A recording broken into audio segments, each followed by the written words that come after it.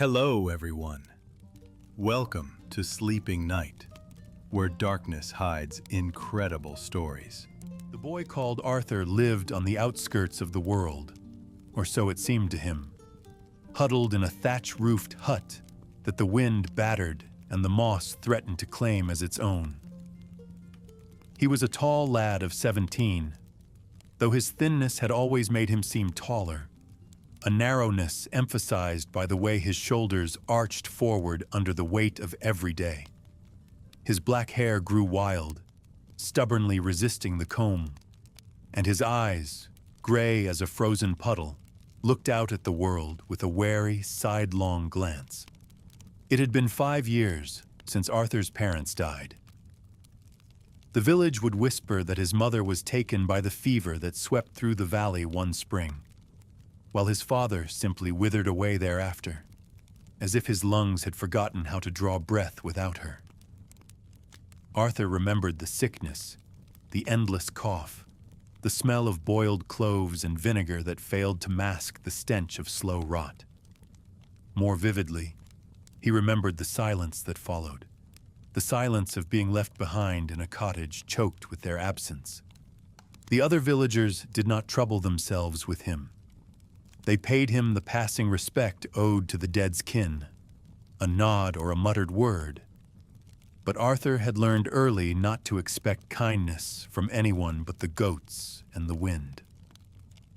The priest sometimes sent a pot of stew or a heel of bread, but the priest was old and half-blind, and mostly pitied Arthur for never receiving a proper burial for his parents. The graveyard had been full, the earth too hard to turn that bitter winter, so Arthur had buried them himself, out beyond the last stone wall, where roots tangled around bones and the snow melted slower. In the years since, Arthur had grown into a kind of feral independence. Each morning, he woke before the sun, hands stiff in the cold, and set out to gather firewood or trap rabbits in the frost-bitten underbrush. If the trap came up empty, he would boil nettles or chew on bark, and at night he would stare up through the smoke hole in his roof and wonder if anyone anywhere remembered that he existed at all. Loneliness, once a wound, had become the skin he lived in. Sometimes, in the soft hour before dusk, Arthur would walk the edge of the woods and sense that something watched him from the blackness between the trees. The villagers claimed the forest was haunted, wolves that walked as men, shadows that spoke with the voices of lost children, a darkness older than the stones themselves. Arthur had never seen these things, but he believed the forest's danger more readily than the promises of any living soul. His hands grew calloused, his feet tough as boiled leather, and he learned to listen for the smallest changes in the wind or the hush of wings overhead. Yet for all his caution, Arthur nursed a secret hope that one day, someone, would call him out from his hut and speak his name, as if it mattered. Until then, Arthur survived. Each day a repetition of the last, each night a slow retreat from the cold. And so it was on the morning of the 7th day of the gray month, when Arthur woke to an unnatural quiet, a quiet so dense it seemed to press against his skull, that the story of his life began to shift, if only by a breath. Each dawn, Arthur awoke in the same shuddering chill, the furs he slept beneath laced with the damp breath of autumn. His bed, little more than a pile of rags and stitched hides, rested on the earthen floor, which he swept each morning with a makeshift broom of bound reeds. The ritual was a kind of prayer, an insistence that order held sway even in a world that had forgotten him. He would light the fire with the dry moss and twigs he stored beside the hearth, coaxing the first reluctant flames until a glow crept up the blackened stones where once, long ago, his mother's soups had simmered and her bread had risen, making the whole hut smell briefly of comfort. The hut, if it could bear the dignity of a name, was a squat, moss-clad dome, lashed together from centuries-old timbers and the sodden thatch his father and he had repaired each year until the fever took his mother. And then neither of them cared much for maintenance. Its single window was a rectangle of horn, yellowed and brittle, and through it Arthur could see the indifferent gray of the meadow, sometimes glazed with hoarfrost, sometimes heavy with the fog that drifted up from the river at the valley's edge. His mother had once told him that the fog was the breath of sleeping giants, a story he had not thought about in years, but that returned now, unbidden, whenever the mist pressed against the window and billowed through the cracks in the stone. Arthur's days rarely deviated from the pattern necessity had set for him. He would rise, tend the goats if the wolves had left them, fetch water from the well, and then make the long walk to the village proper, where he traded milk or cheese for whatever he could not forage or snare himself. He had never liked the village, its neat rows of timber houses, the sullen faces of men who measured everything by the weight of a coin or a grudge. But it was the only world that existed beyond his own. On market days, he kept to the edges, wary of the children who sometimes followed him, singing nonsense rhymes about orphans and ghosts, and of the matrons who hissed and crossed themselves when he passed. Even here he felt the exile of his blood, as if the death of his parents had marked him with contagion. He could not remember a time when words had not been his only friends. He spoke to himself in the mornings, to the fire as he stoked it, to the rain as it battered the roof, to the goats who listened with more patience than any human. Sometimes, when the loneliness pressed too hard and the silence echoed, he would recall his mother's voice reading verses from the old book, or his father's heavy tread across the yard at dusk. He had little left of them: her shawl, his knife, and a single silver coin hidden in the thatch for an emergency that had never yet materialized. But their shadows lingered in the cottage, in the way he swept, in the careful knots he tied when mending the fence, in the cadence of grief that underlay each day like a low and constant drum. On this particular morning, Arthur felt the day twisting against itself from the start. The goats bleated in a frenzy when he entered the lean-to, their eyes rolling white in a panic he could not decipher. The well's bucket came up with a muddy slush instead of clean water, and the sky, though clear, seemed to press down with a weight that made his temples throb. When he tried to mend the outer wall, the stones bit at his knuckles, drawing thin lines of blood that would not clot. It was as if the world wanted him awake and alert, though for what, he could not say. He decided to go into the forest. The decision was both automatic and momentous, a thing he did most days, yet a thing that always carried the thrill of risk. The woods were a tangled mass, dark even at noon, a place of legends and warnings. His father had taught him the safe paths, but even so, Arthur's heart beat faster as he crossed the threshold of shadow, where the brambles snagged his trousers and the moss muffled his steps. He had told himself it was just for firewood or late berries, but he carried his father's knife and the empty sack with a nervous, ritual care. The further he walked, the quieter it became. Silence in the woods was never absolute. There was always the scrape of branch, the drip of water, the distant cough of a crow. But today, there was nothing, not even the wind. Arthur stopped, listening. The air had grown thick, and every sound he made seemed to vanish into it, swallowed up by a hush that was heavier than any blanket of snow. He could hear his own breathing, harsh and uneven, and the distant thud of his heart. It was a different kind of silence than he had known, the silence after his parents died. That had been hollow, a void. This was dense, a presence. He felt it settle over his bones as he stepped deeper into the trees, felt the cold climb up his arms and nestle at the base of his skull. The woods themselves seemed changed. The light filtered through the canopy as if through leaded glass. The tree trunks elongated, their shadows impossibly long and sharp. He walked on, feet dragging, every sense straining for the familiar. A squirrel, a bird call, the trickle of water. Nothing. He began to wonder if he had passed through some unseen door, if this was a different wood or a different world entirely. He told himself to turn back, but the path behind him looked unfamiliar. The undergrowth rearranged into strange, threatening patterns. He pressed on, more out of stubbornness than bravery, refusing to let the silence conquer him as it had after the fever.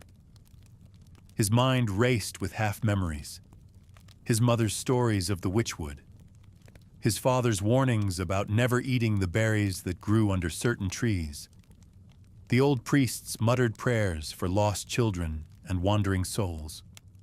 It was only when he reached the ancient yew near the dry creek, a landmark he had used 1,000 times, that he realized he was not alone. The silence had shifted, as if making way for something that entered the woods behind him, and the hairs on his arms stood up as if charged by lightning. He turned, expecting perhaps a wolf or a poacher, or even one of the boys from the village come to throw stones or taunts. But there was nothing. Nothing at all. Just the endless silence and the trees pressing in, waiting. That was when he heard his name spoken, quiet as a breath, but clear as water, from somewhere just beyond the boundary of sight. He wandered, dazed beneath the twisting branches, as if spellbound, following some indistinct urge. The forest's silence was as complete as the hush in a church at midnight. His feet, without his conscious command, carried him toward the oldest part of the wood, where the standing stones hunched like ancient sentinels, and the moss was so thick it smothered even the memory of footsteps. It was there, in a hollow he would have sworn had not existed yesterday or the day before, that Arthur found the well. It crouched at the forest's heart, a crude ring of stones mortared with black earth and rimmed by whiskers of lichen and moss. No path led to it, and no grass grew nearby. The trees arched overhead, their roots knuckling upward, as if trying to deny this thing a place among them. The well's mouth was wide, the stones wet and slick, and the darkness within seemed to absorb every trace of light. The very air around it was colder, the silence deeper, and the hairs on Arthur's arms rose of their own accord. He stepped closer, unable to help himself, and peered over the edge. The well was impossibly deep. Its throat yawned so far that the bottom disintegrated into shadow. Yet from far below, he heard the echo of water, a faint, deliberate plink, as if a single droplet fell into an infinite pool. The sound was so regular, so patient, that it felt less like nature and more like the ticking of a monstrous clock. Arthur's breathing grew shallow. His father had told stories of such places, old wells sealed for a reason, places where the world was thin and other things came through. He remembered being small, forbidden to play near the ruins of the abandoned abbey, warned against the old Roman cisterns that dotted the moors. Wells were thresholds, his father had said, and what waited beneath them was meant to stay there. He should have turned back. He knew this, in the deep reptile part of his brain. But he did not. Instead, he reached out a hand and touched the rim. It was slick and freezing, and when he drew his hand back, his fingers were stippled with green lichen, as if the well had tried to mark him. Something moved behind him, a gust of wind, a shifting of shadows, and Arthur's heart lurched. His nerves sang with the certainty that he was being watched, not by animal eyes, but by something older, colder, and far more patient. Still he lingered, peering into the void, hypnotized by the rhythm of the falling water. He was uncertain, later, whether he slipped of his own clumsiness, or whether something unseen had given him the barest push. 1 second, his boot was on slick moss. The next, he was plunging downward, his arms windmilling for purchase on the cold, greasy stones. The world telescoped. Every surface was a blur. The well's mouth shrank to a coin of light and then vanished. He dropped, struck something, a ledge, a root, a sudden outthrust of gritty stone, then tumbled again, the blows sending sparks behind his eyelids. Once he thought he heard a voice, a single word in a language he'd never known, but it was swallowed by the rush of air and the roar of blood in his skull. He landed hard in water, but the impact stunned him and drove the breath from his lungs. For a moment he thrashed, certain he would drown, but the water was shallow, ice cold, foul, and thick with silt. He crawled, gasping, to a kind of shelf at the base of the shaft. There was no light, no sound but the echoing drip, and the only smell was rot and damp earth. He landed with such force that his vision burst into white stars. The last thing Arthur registered was the cold shock of water before darkness claimed him completely. When consciousness returned, he was lying face down in frigid muck. Each breath drew in the stench of decay and ancient soil. His clothes clung to him, sodden and heavy. He blinked rapidly, but the darkness remained absolute. Not the darkness of night, but of burial. "Hello?" he called, voice cracking. The word bounced back at him, mocking. Pain lanced through his ribs with each breath. Arthur's trembling fingers explored outward, finding rough stone. As he pulled himself upright, his head nearly brushed against something. Confused, he reached up and touched the ceiling of the shaft. A surge of hope cut through his terror. The well wasn't deep anymore. Standing carefully on tiptoes, his outstretched hands found handholds in the stone. He tested one, wincing as his bruised body protested, then began the slow, agonizing climb toward a circle of gray that had appeared above. It took more than an hour, or perhaps only a minute. Time had become a fibrous, tangled thing, impossible to unravel, before Arthur finally heaved himself over the edge of the well and sprawled, shuddering, onto the cold forest floor. He lay there for a long moment, clutching the moss, chest heaving, half expecting the stones to give way and drag him back down. But the world around him was utterly still, and when he finally rolled to his back, he found himself staring up at a sky that was neither day nor night, but a sickly luminous between. The trees overhead were the same species as before: oak, beech, yew, all knotted and ancient. But their leaves were impossibly green, glowing as if with their own inner fire. The air was heavier here, wet and syrupy, and every breath sent a sweet metallic tang to the back of his tongue. Arthur staggered to his feet and nearly collapsed again as pain lanced through his left ankle. He hissed, bracing himself against the well, and looked around. The hollow was the same, but not. The stones of the well were black with a sheen like oil, and the ground was littered with white, papery things that might have been petals or bones. He reached down and picked one up. It dissolved at his touch, leaving only a faint trace of cold.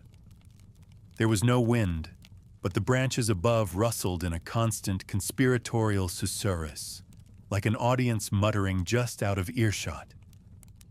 He forced himself to move, scared of staying still, more scared of what might happen if he waited for darkness to return. He limped away from the well, keeping it at his back, and plunged into the woods. But the woods had changed. Paths that should have led home now doubled back on themselves, or ended abruptly in groves of trees that seemed to have grown overnight. The undergrowth was too lush, too alive, sprouting strange ferns that curled in on themselves like sleeping hands and flowers that pulsed with a cold blue light. Even the bird song was absent, replaced by a faint, syncopated tapping that he could not locate.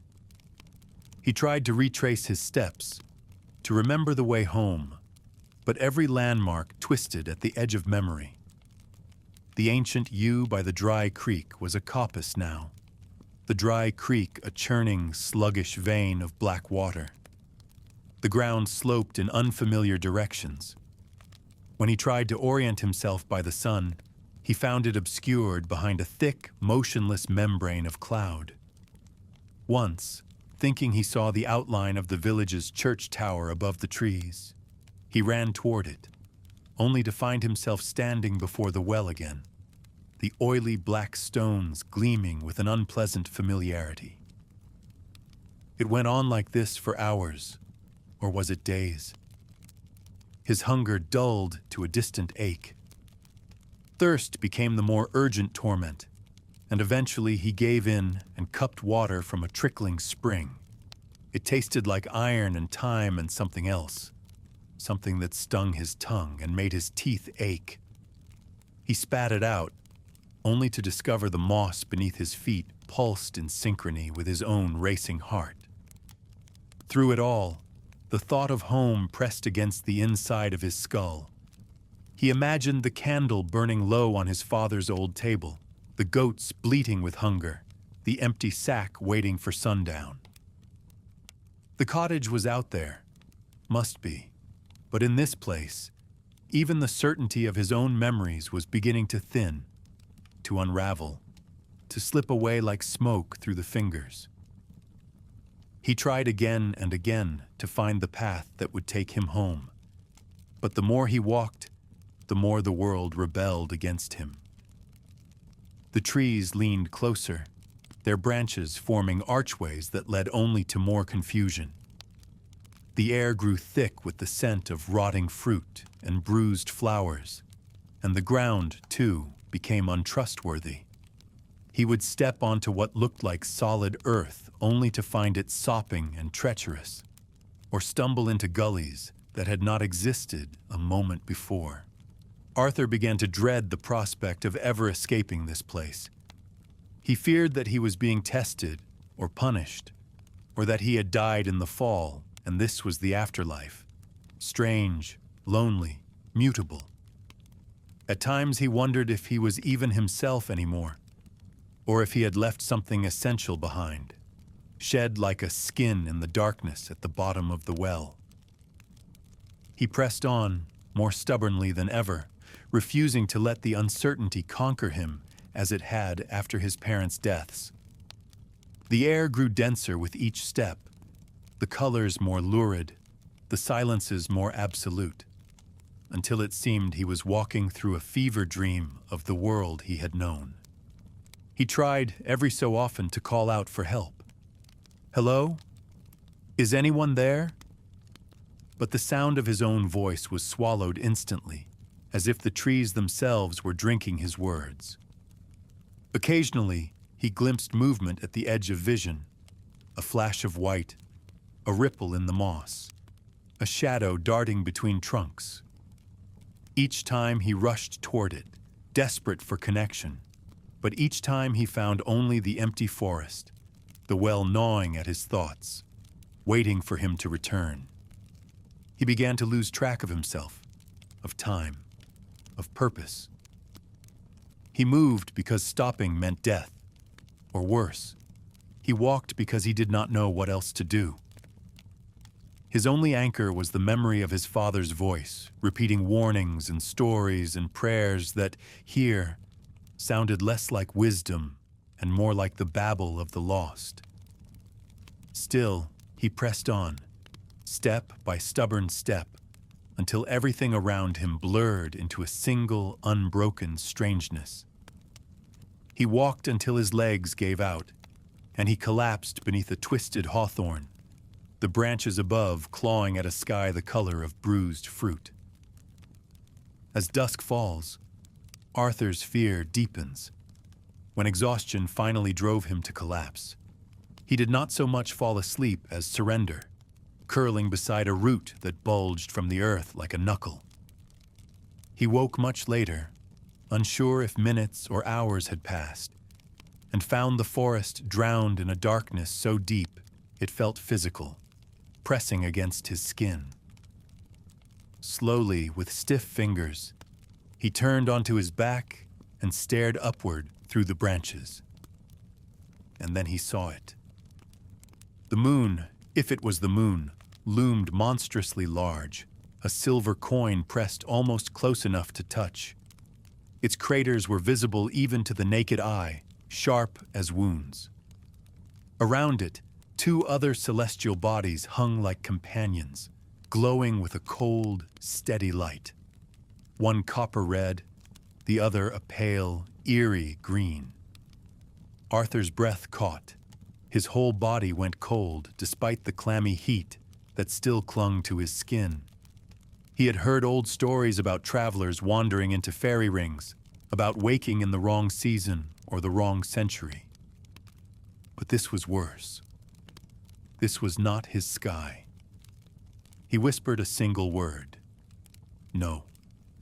But it came out hoarse, almost a croak. He could not look away.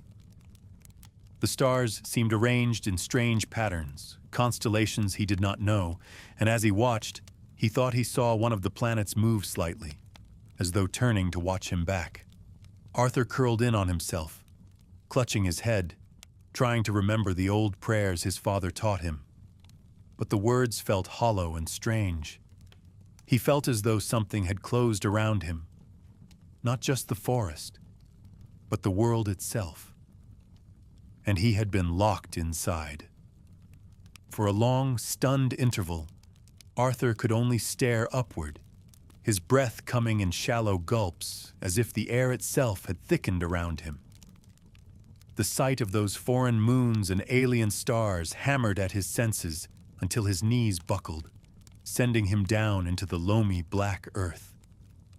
He pressed his hands hard into the moss, feeling it pulse faintly, as if the ground itself was monitoring the rhythm of his heart. It was impossible. It was madness. But it was happening, and the shock of that certainty struck him harder than the fall down the well. He knelt there, trembling, the odd tang of the air burning his throat, and whispered, "No, no, no," until the words lost all meaning. Yet the sky above did not waver or dissolve into some more plausible nightmare. Instead, the three moons watched in perfect silence, and if anything, the constellations seemed to blink and reform whenever he looked away, as if responding to his refusal. A memory pricked him, sharp as a nettle. The old women in the village square, whom he had once dismissed as half-mad, gossiping about travelers who vanished at the edge of the woods. They spoke of paths that led nowhere, of children lost for a day and returning with their hair turned white, of whole families who sat down to supper and were never seen again. He remembered the whispered word, elf-shot, the way grown men spat over their shoulders when the subject came up, and the stories of people who returned, changed, hollowed out, unable to speak of what they'd seen. Even his own father, who scoffed at such tales, had warned him never to linger near the old barrows at dusk, because sometimes the doors open and you don't want to see what's on the other side. Now Arthur understood. He'd crossed a door, tripped some invisible threshold, and the price was exile to a world that was almost but not quite his own. He was not merely lost in the woods. He was lost in the very idea of woods. Here, the rules were different. The map had no key, and the sky itself was a rebuke to everything he thought he understood. He clung to the dirt, as if it could anchor him, but the forest's silence closed in, so complete it seemed the trees were waiting for him to break, to weep, to beg for release. He felt extraordinarily small, less than an insect on the bark, a trespasser among beings that regarded him as little more than a curiosity or a pest. He tried to summon anger, tried to assert his right to exist, but the vast indifference of the world around him crushed such thoughts before they could take root. In this realm, his name, his memories, the entire brittle history of his life meant nothing. He was alone. He felt, acutely and with a terror beyond words, that he had been locked inside something, some organism, some puzzle, some mind, and that it would never, ever let him go. Arthur could not tell whether his body had seized with cold or terror, only that his limbs refused all instruction save for the pitiful act of shivering. He drew his knees close, arms locked around them, and pressed his brow into the damp, root-knuckled earth. Above him, the moon's light was insistent, unblinking, as though it sought to pin him to the ground and catalog his every failing. He did not want to be seen, not by the monstrous sky or the sentient hush of the forest or the pulsing moss that seemed to shift beneath his cheek. He wanted only to be small, to vanish, to become nothing at all. He let the night press in, let the unfamiliar stars stare through him, and waited for some cave in his heart to swallow him up. He remembered stories his mother told in the hush of winter evenings. Fairy tales, she'd called them, but always with a warning stitched into the hem. "Don't linger in the woods after dark," she'd said, "or you'll find yourself in a place you don't belong, and you'll never quite fit back into the world you left behind." At the time, Arthur had laughed, too old for bedtime fears, but now it was all he could do to keep from sobbing like a child. He did not sleep, not really. His mind circled itself, replaying the fall down the well, the bruising cold of the water, and the strange, consuming hush that had greeted him here. When he finally lifted his head and blinked into the silver-sharp air, his whole body ached, and he could not say if dawn were near or if the moon simply waxed and waned as they pleased in this place. The darkness, at least, had softened a degree. The forest transformed from black void to a world rendered in charcoal and whitewash. He remembered, with a sudden, savage clarity, the moment he'd realized no one would come looking for him. It had been years ago, after his mother died, and his father took to wandering the fens in search of peace or oblivion. Arthur never knew which. That first winter alone, he'd waited for days, lighting the single lamp in the window, eyes stinging with the effort of hope. When hope finally guttered out, it had left behind a hollow place where something hard and sharp began to grow. That same feeling flowered in him now, thorns threading through bone. No one was coming. Not from the village, not from anywhere. He was as abandoned as the moon itself. He rocked slightly, clutching his knees, and wondered what would become of him. Would he wander forever, hunger gnawing until he became part of the moss or the mud? Would he lose himself entirely, like the children from the stories, and forget even his own name? The notion chilled him more than the night. He was Arthur, son of Morwen and Edric. He had built the goat pen with his own hands. He had buried his mother beside the wild roses. He had once been a person who belonged to a world. He would not let that be unmade by the whim of a sky he did not recognize. He forced himself upright, each movement a negotiation with pain. His hands and face were smeared with dirt, and something greenish that smelled medicinal, but he ignored this, reaching instead for the comfort of motion. He scraped moss from his arms and stood, wavering, until the world stopped tilting beneath his feet. The forest did not greet him. It merely regarded him, patient as the grave. He picked a direction, any direction, and began to walk. The trees had a logic of their own, their trunks spiraling and bifurcating with no pattern he could decode. But eventually, he found a stand of hollies, their leaves glossy and familiar. The comfort was fleeting, but he clung to it. He scavenged for water, found a trickle in the hollow of a stone, and drank deeply despite the aftertaste of rust. Hunger was a dull echo in his belly, but thirst had sharpened to a blade. He drank until the stone was dry, then continued, pausing only to tear a strip of bark for chewing. It was bitter, but it kept his mouth from cracking with dryness. He walked until the light changed, though whether it was morning or some trick of the moon's he could not tell. His arms and legs prickled with fatigue, but he forced himself to keep moving, convinced that idleness would be fatal. At length he came to a clearing where the ground rose in a gentle knoll. Here the grass was short and silvery, and the air tasted faintly of salt. He scanned the horizon, searching for anything that might resemble shelter or civilization, but saw only the endless, undulating canopy. He sat on the knoll and tried to make sense of his situation. Despair threatened, rising like floodwater, but he would not let himself drown in it. He remembered his father's words, spoken not as comfort, but as a kind of challenge. The world takes what it wants, Arthur, and it never gives it back. The only thing you have is what you do while you're here.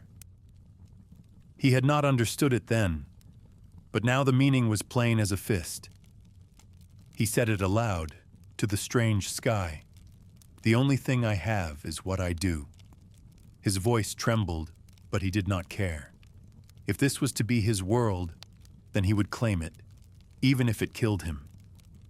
He surveyed the clearing and began making plans.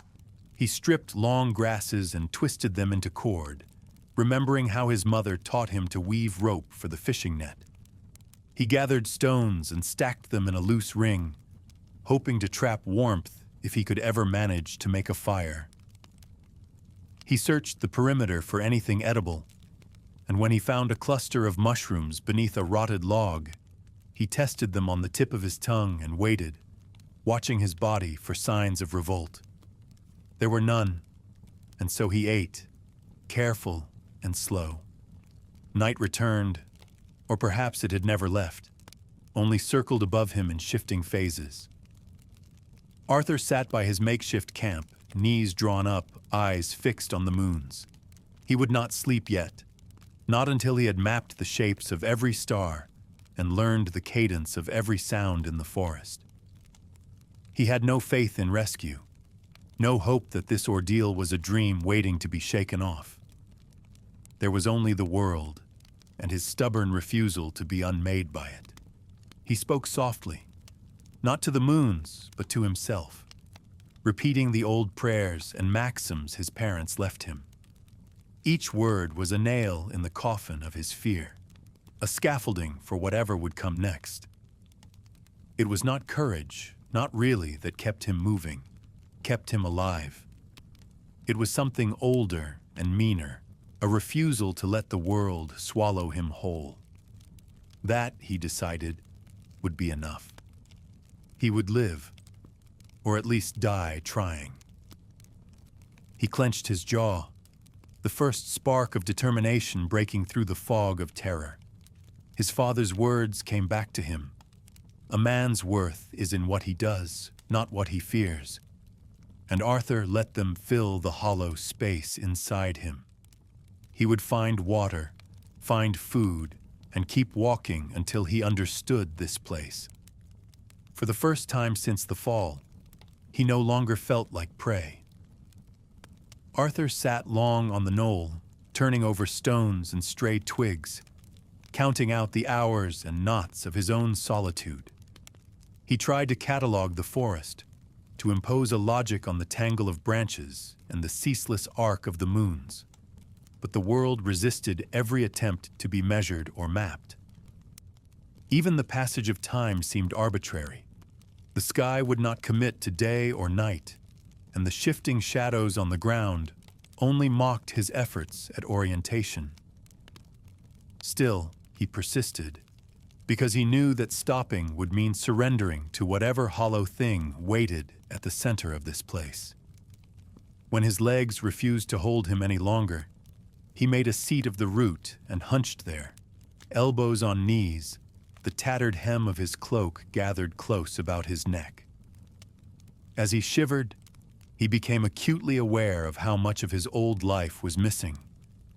The rough wool of his bedding, the sweet rot of the cottage hearth, the distant bleats and huffs that signaled other living things shared the world with him. Here, there was only the push and pull of his own breath, the relentless scrutiny of the moons overhead, and the faint, medicinal tang of the moss that clung to his fingers. Arthur had never wanted to believe in curses or spells, but now he wondered if he himself was the locus of some old, unlooked-for magic, and if so, whether it could ever be undone. He tried to keep his eyes open, to listen for the crunch of leaves or the snap of a twig that would mean rescue, or at least the presence of another. He was alert, feverishly so, his mind more awake than his body had ever been. He catalogued every sound, the sighing wind through dry grass, the distant trickle of water, the occasional rustle that could be nothing or everything. He replayed the warnings his mother used to murmur about fey places and the hazards of wandering off the path, wondering if it was possible for a world to be built entirely out of such warnings, as if the stories she'd spun at his bedside had sprouted roots and become real the moment he stopped believing in them. But vigilance was a thin and temporary armor, and his exhaustion was bottomless and cunning. It circled him, patient and wolf-like, waiting for the precise moment when his guard would falter. He fought it at first by reciting the names of all the things he once loved: the taste of river trout, the press of sun-warmed stones against bare feet, his mother's voice on the day she taught him to swim. But after a while, even these memories thinned and blurred, and he found himself drifting in and out of a waking stupor, half dreaming, half listening, unable to distinguish between the two. He tried to will himself upright, but his limbs had grown heavy and insubordinate. His arms and legs tingled as if they belonged to someone else, and his head lolled forward, barely kept aloft by the stubborn hinge of his neck. He told himself he would not sleep, not here, not now, but the thought had already begun to dissolve even as he formed it. He clung to the roughness of the root, digging his fingers in until they hurt, but the pain was distant, like pressure under water. Every moment stretched to twice its length, drawing him further from the surface of things. The final seconds before sleep were a confusion. He thought he heard a voice, or the echo of his own heart, or perhaps the forest itself, whispering in a language made only of wind and damp. He tried to respond, tried to call out, but his lips would not move, and the sound he made was swallowed at once by the hush. The cold seemed to seep through him, as if he were no more than a shadow painted on the earth. The last thing he saw was the moons, peering down with the impassive curiosity of insects, their light neither warm nor cold, only indifferent. He slipped under, not gently but as if pulled by a current too strong to resist. In that instant, Arthur ceased to be awake at all. He was a stone sinking in a black and bottomless well, a thought expelled from the mind that conceived it. Sleep took him, and the darkness that followed was absolute. Arthur did not know what woke him. One moment he was a stone at the bottom of a well, heavy and senseless. The next he was flailing upward, gasping on the surface, every nerve singing. He surfaced from sleep with a violence that left his heart rattling in his chest. For a moment he was blind, his sight dazzled by a brightness unfamiliar and fierce, and his hands scrabbled at the ground as if to keep the rest of him from slipping under again. The dreamless void behind his eyes receded, leaving only a memory of cold and the echo of something vast and indifferent. The light was the first thing he registered, but it was not the dawn gold he remembered from home. This was a thinner, harder illumination, the color of frost on stone, and it seemed to leach the warmth from everything it touched. Above, the sky, if it was a sky, shimmered behind the canopy, traversed by a raw, silvery band that flickered and pulsed. It looked less like sunlight than the reflection of some distant, unapproachable fire. Arthur blinked, at once comforted and unsettled by the realization that day still followed night in this place, even if both had been stripped of their familiar character. He tried to gauge the hour, recalling how his father had taught him to read the time from the angle of morning light on the thatch, the length of shadow under the eaves. Here, the trunks of the trees, tall, black, and without knots or branches for the first several man-heights, cast no clear shadow. The light fell as if from everywhere at once, and the undergrowth glowed faintly where patches of it caught the open sky. Mid-morning, perhaps, if the forest was to be believed. But Arthur already mistrusted its signals. He had learned in the night that this world, whatever it was, had no interest in being understood. Pain arrived next, in a series of staggered reports. His neck and back ached from the angle at which he'd slept, slumped like a broken puppet against the root. His left side throbbed with a deep, ugly bruise from where he'd struck the wall of the well, he supposed, during the fall that had rearranged his life. The skin around his right ankle was scraped raw, and his fingers, when he flexed them, felt both bruised and oddly numb, as if only recently reattached. He lay still for as long as he could bear it, waiting for his body to accustom itself to the inventory of hurts, then tried a cautious roll to his side. The world tilted, and he nearly retched. He fought it down, breathing through his teeth until the queasiness subsided to a manageable simmer. He forced himself upright, slow and careful, bracing his hands against the earth. The ground here was springy, layered with centuries of shed needles and leaves, and it gave slightly under his weight. For a while he just sat, head bowed and arms limp at his sides, letting the pulse of his blood reestablish itself. His stomach growled, a dry, angry sound, more complaint than pain, and his mouth tasted of moss and old sleep. The thirst was worse than the hunger. His tongue felt like it was wrapped in spiderweb. He surveyed his condition. The old cloak still clung to his shoulders, though the fastening at the neck had torn. His shirt was ripped along the seam, and the woolen trousers were stained a new color, almost blue-black, from the soil. One boot had come loose and hung at an odd angle, but both feet were covered, and the makeshift bindings he'd tied around his shins during last night's shivering were intact. He remembered, with a small shock, that he had been afraid he would not survive to see this morning. Now the fear had thinned to a kind of stubborn, exhausted endurance. Arthur stood, swaying, and brushed the leaf litter off his legs. His hands trembled, but he made fists until they steadied. He took stock of his surroundings, as if he were still at home, still in the habit of checking for traps or wolves or the return of his father. But here the danger was deeper and less obvious. He was at the base of a rise, the knoll where he had collapsed the night before. The clearing was ringed by a palisade of trees so regular in their spacing that for a moment he thought it must be the work of men. On closer inspection, it was worse. The trees were uniform in height and girth, their bark so smooth it reflected the strange light in a greasy sheen. Nothing like this grew in the woods around his village. Even the leaves, which should have been the ragged flags of autumn by now, were untouched. A dense green-black with a waxy, almost armored surface.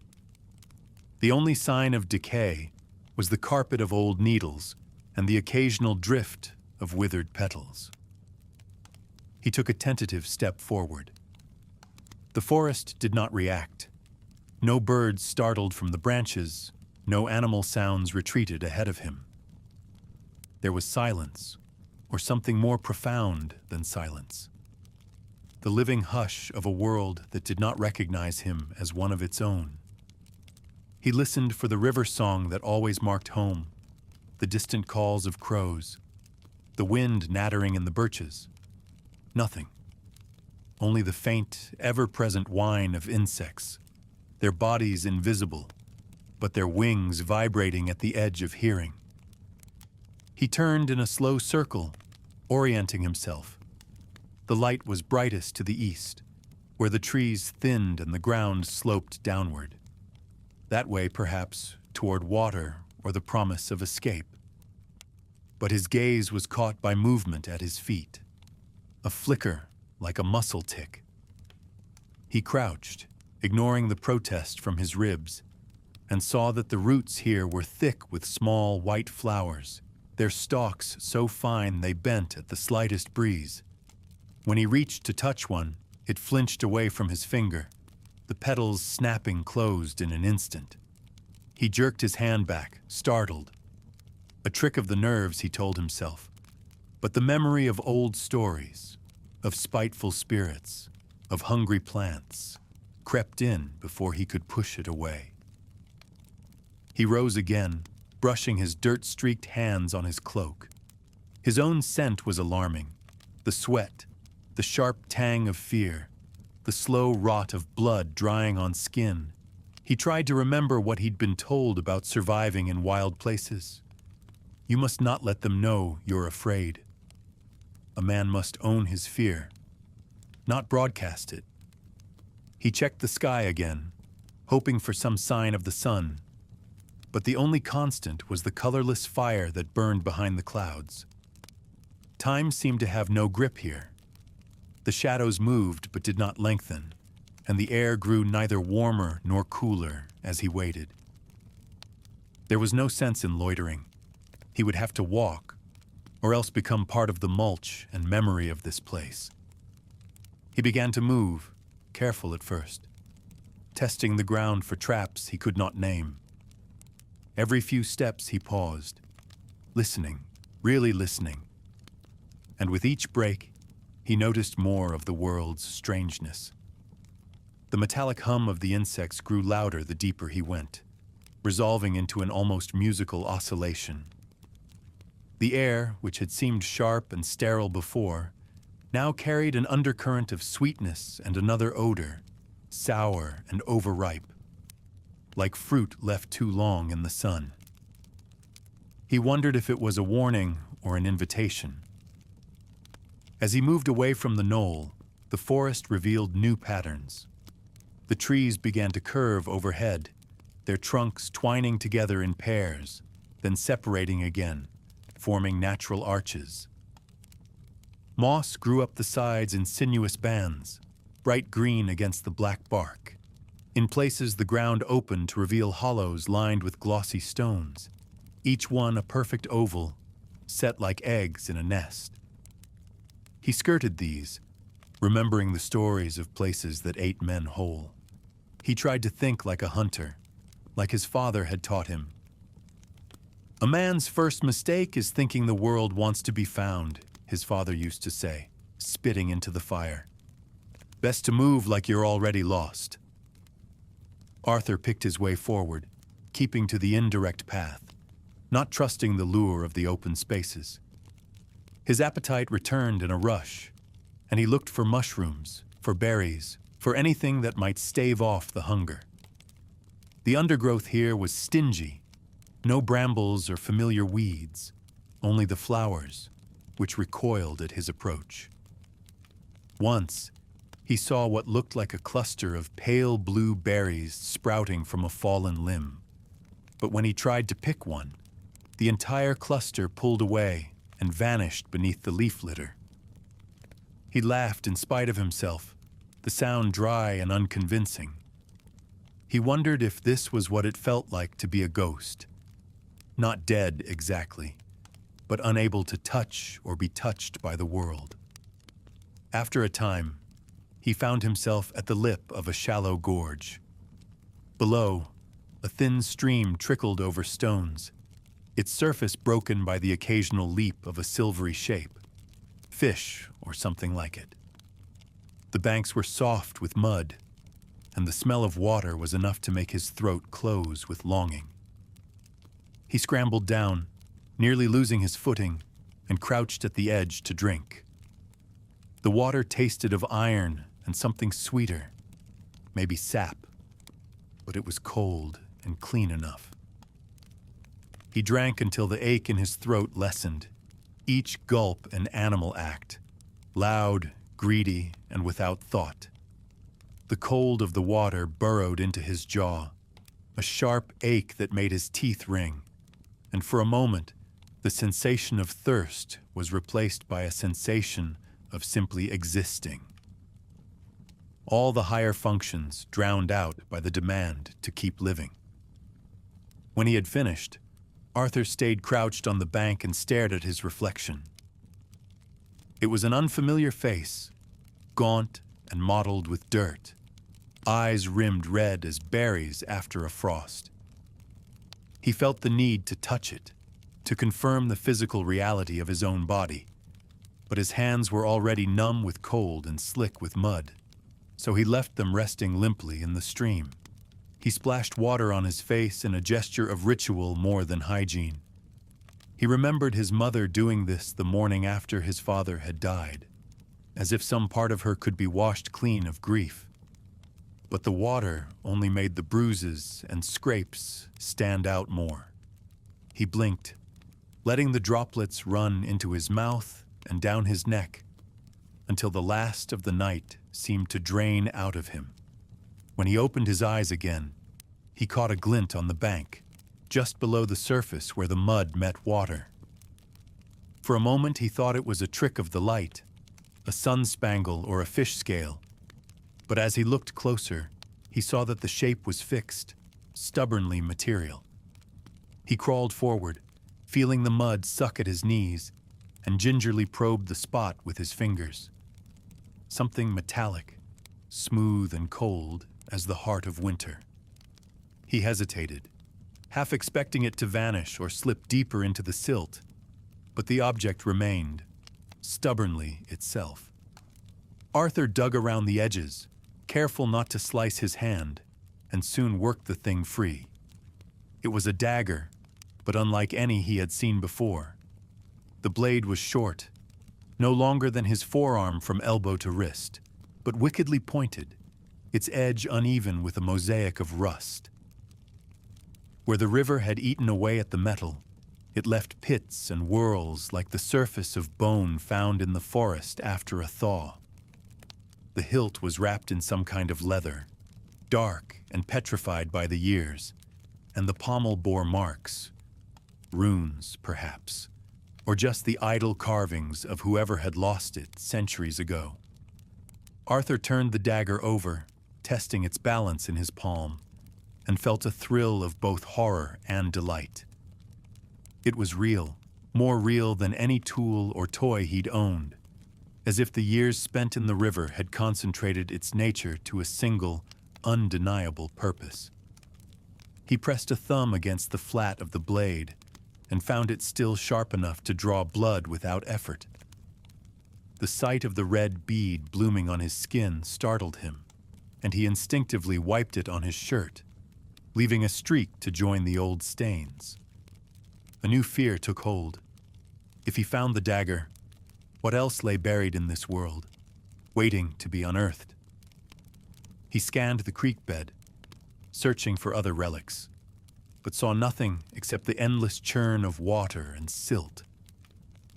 He looked up, half expecting to see a figure among the trees, watching him with silent accusation.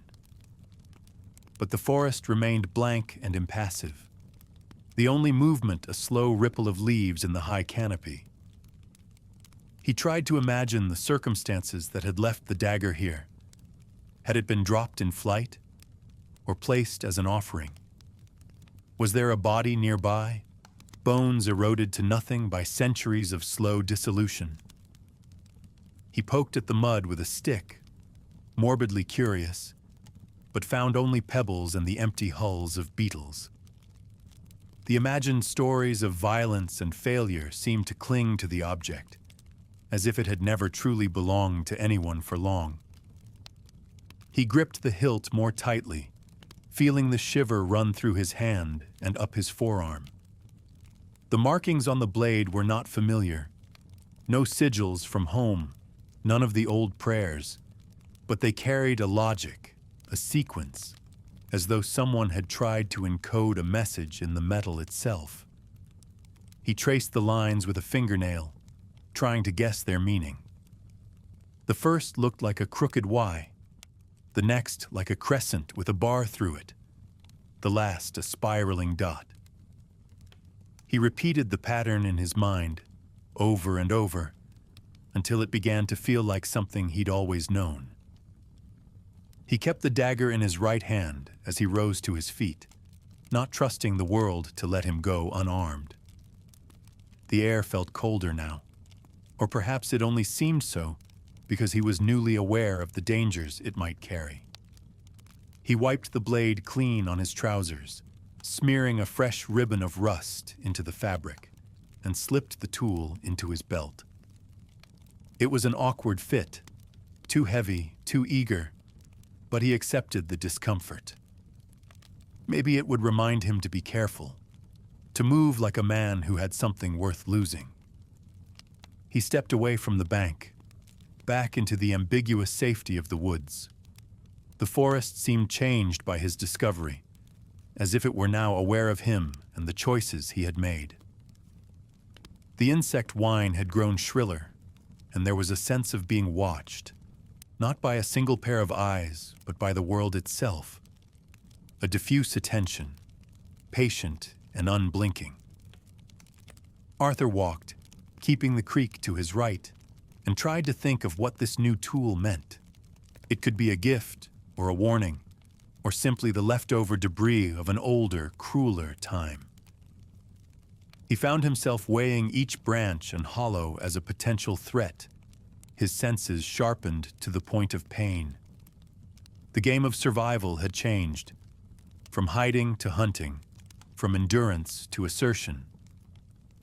He wondered if this was how his father had felt in the dark years after the wars, always on edge, always waiting for what came next. The terrain grew rockier as he moved downstream, the trees giving way to patches of open ground where moss grew in thick mats. He stopped once to examine a patch of mushrooms, white as snow and clustered in a ring. He remembered the old tales. Some mushrooms fed you, some put you to sleep forever, and left them untouched. Instead, he gnawed on a strip of dried meat from his pocket, savoring the salt and the memory of home. The act of eating seemed almost sacramental, a pledge to continue the day. Hours passed, or perhaps only minutes. It was impossible to measure time in the even, directionless light. Once he heard a noise behind him, the crack of a twig, and spun around with the dagger raised. Nothing. Only the impression of movement, a ripple left behind by something clever enough not to be caught. He pressed on, following the thread of the creek. Eventually, the banks flattened and the water spread into a small, stagnant pool.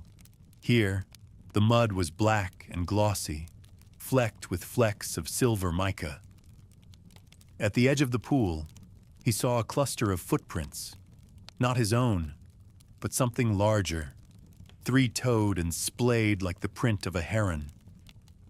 They were fresh, the mud still glistening in the depressions, and he crouched to examine them. The prints led away from the water, up a slight incline, and vanished into a thicket of ferns. Arthur hesitated. He weighed the risk of following versus the risk of staying still. The rules were different in this place. He could sense it.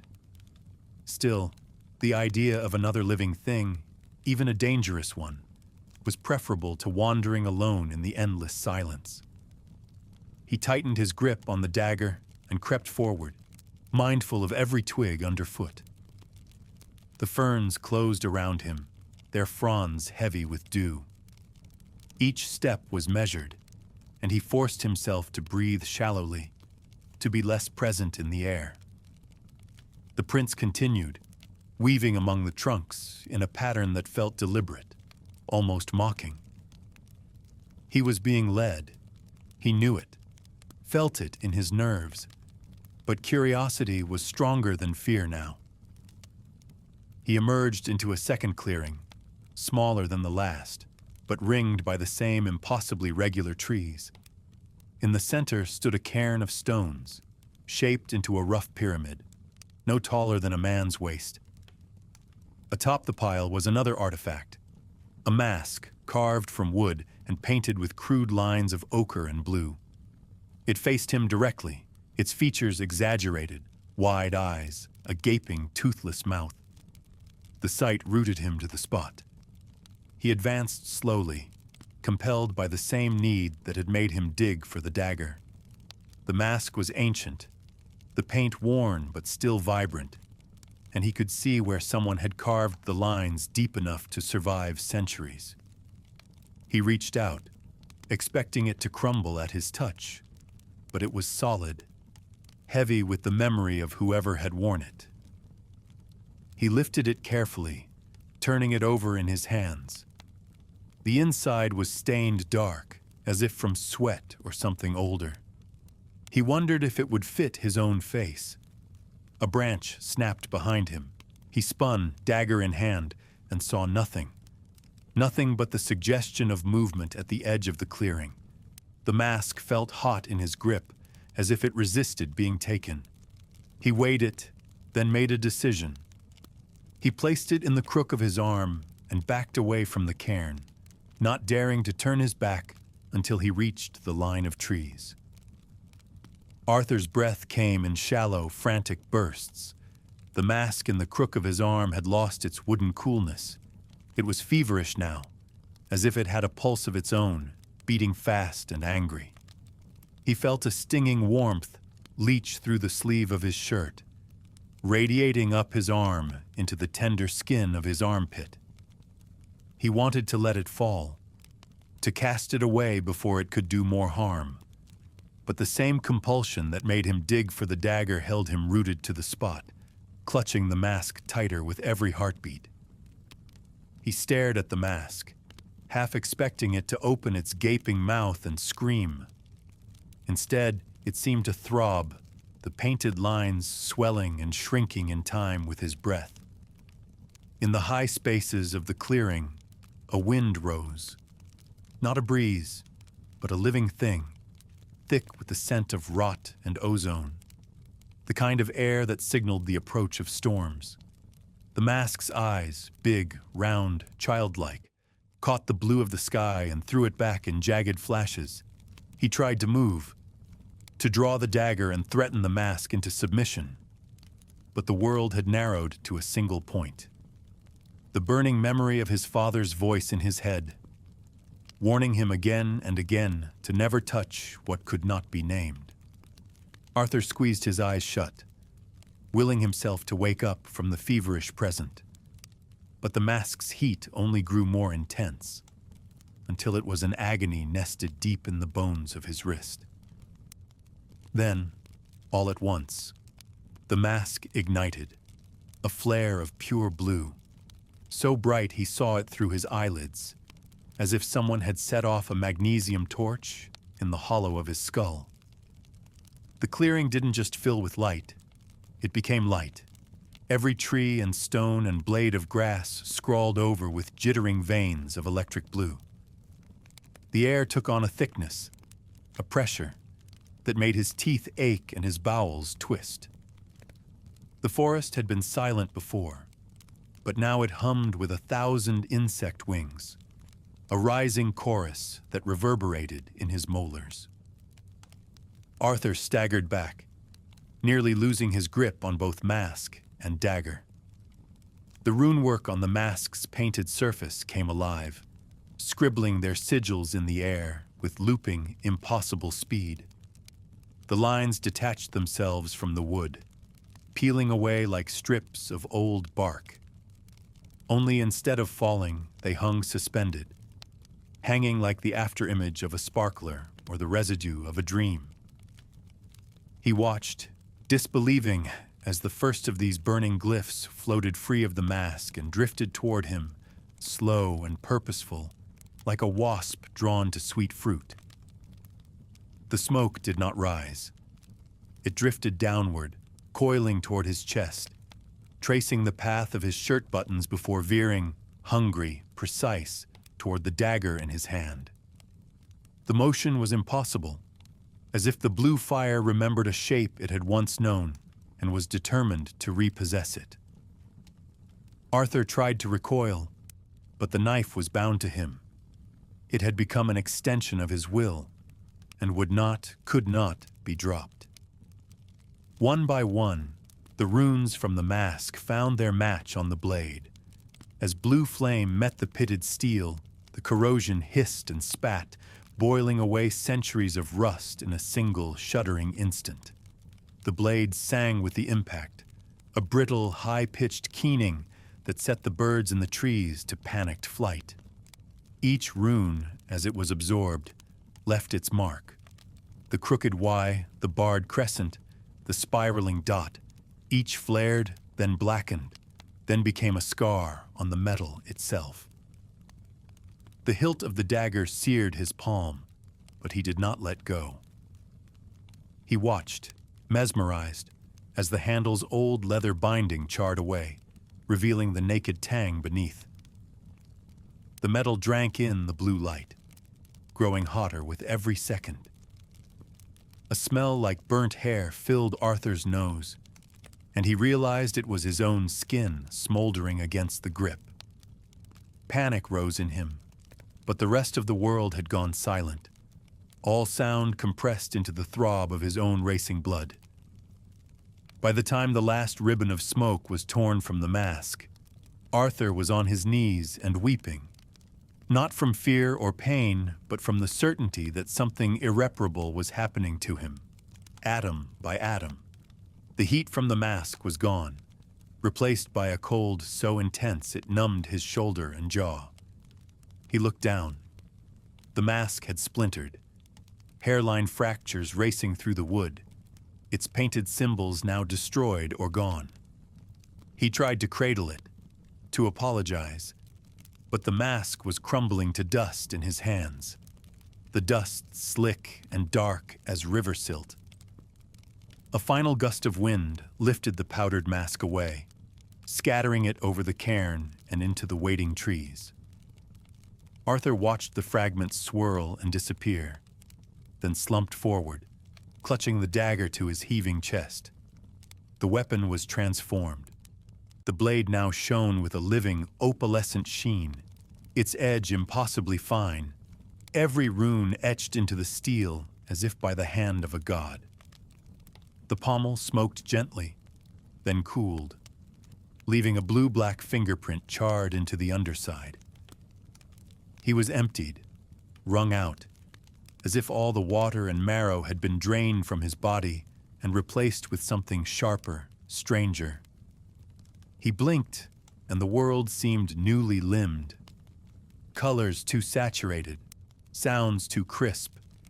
even the air itself abrasive in its clarity. He stood, legs trembling, and stared at the cairn, now bare except for the scatter of mask fragments at its base. For a long time, Arthur did not move. He waited for the old self, the one who foraged and wandered and feared the dark, to return, but that version of him was gone, burnt away with the mask.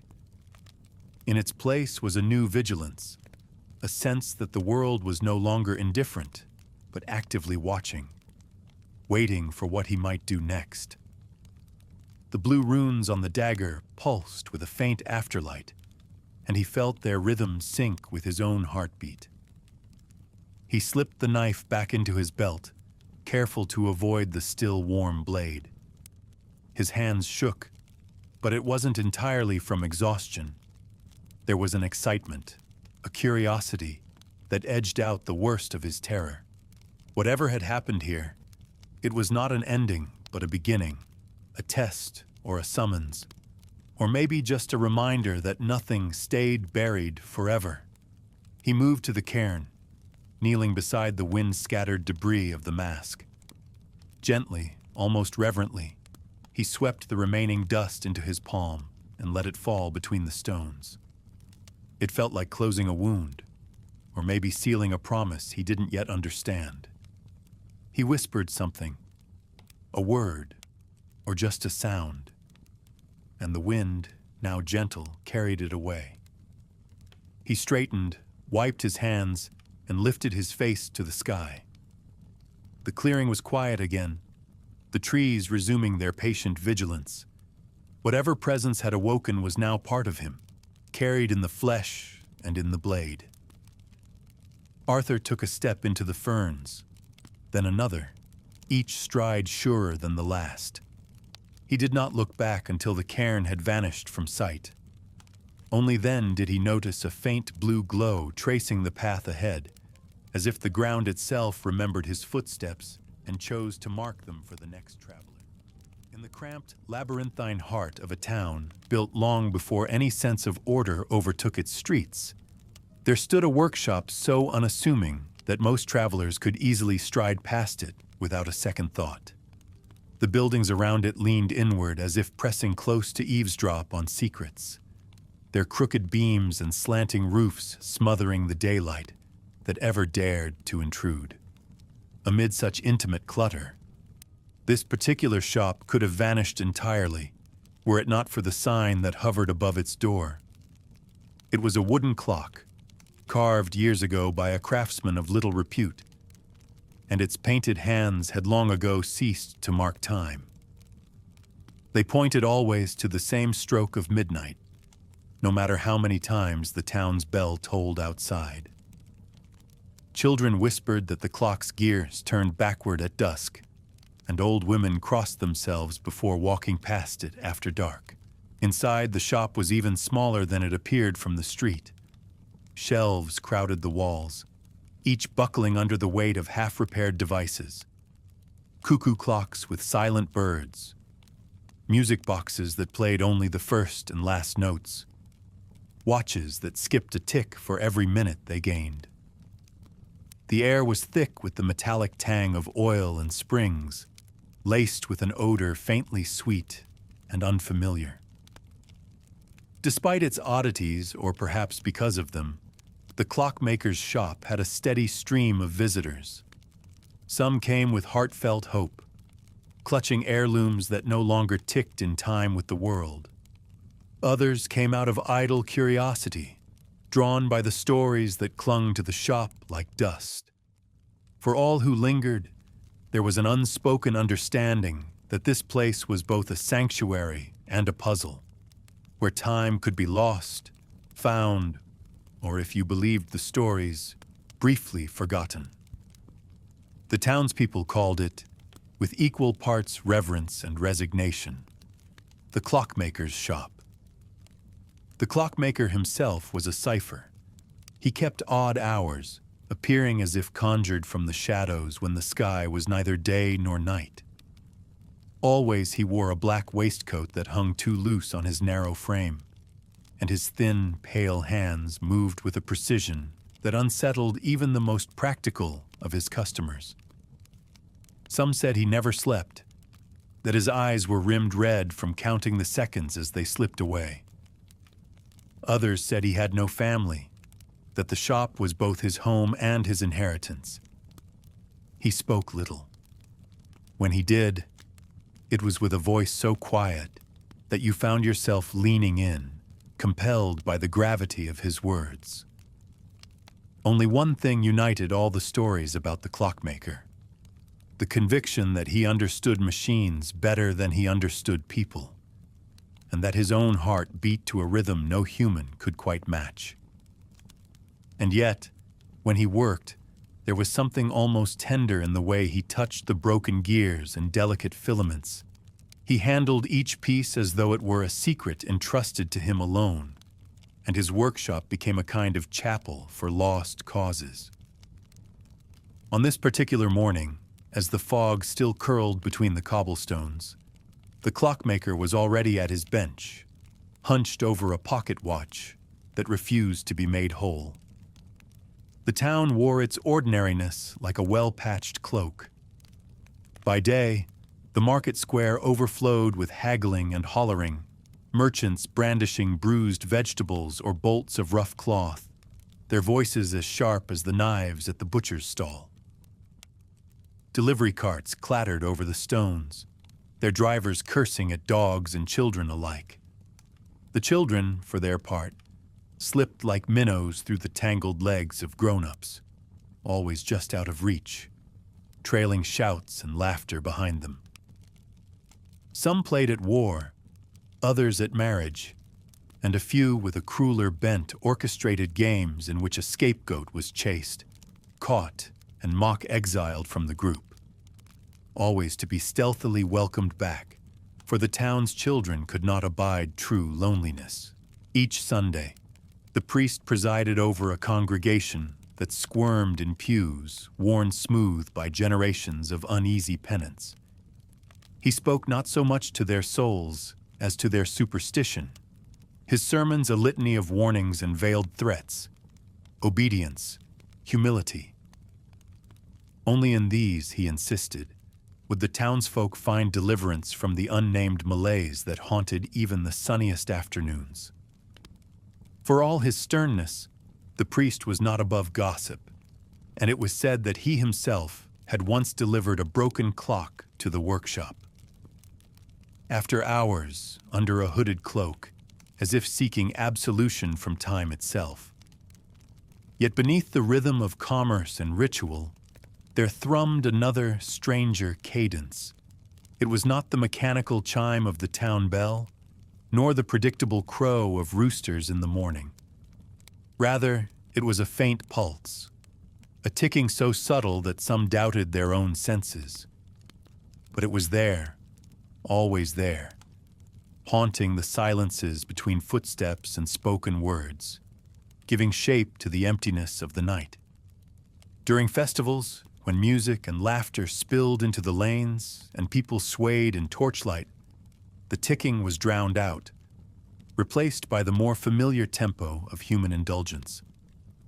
But after the last casks were drained and the torches sputtered down to coals, the children would press their ears to the floorboards and swear they could hear it, relentless and certain as fate. Neighbors in the houses nearest the clockmaker's shop suffered most. By day, they tried to ignore the sensation, dismissing it as some quirk of plumbing or a relic of old timber settling in the walls. At dusk, though, when the world turned languid and the streets emptied, the ticking grew bold. It insinuated itself into their dreams, so that housewives woke in the dark with the certainty that their own hearts had skipped a beat, and old men muttered that it was an omen, a counting down of days left to them. There were stories, of course. There are always stories in such towns.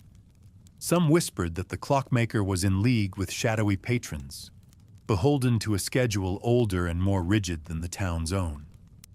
Others, less fanciful but no less anxious, said that if the ticking ever stopped, The very fabric of the place would unravel, and the streets would collapse into a hush too deep to ever lift again. On fog-thick mornings, when the town's outlines faded and even the market seemed a rumor, the ticking was at its most insistent. Shopkeepers opening their shutters would pause, squinting into the gloom, trying to pinpoint the source. But the sound was everywhere and nowhere, a pressure at the edge of hearing. And always, inevitably, their gazes would slide toward the shop where the wooden clock above the door pointed to eternal midnight, and the sign in the window glimmered like a promise or a threat. Inside that dim, close space, the clockmaker sat at his bench, hunched in wordless communion with the open pocket watch before him. The gas lamp guttered overhead, its blue-orange flame barely a tremor in the half-light. The man himself was a study in economy.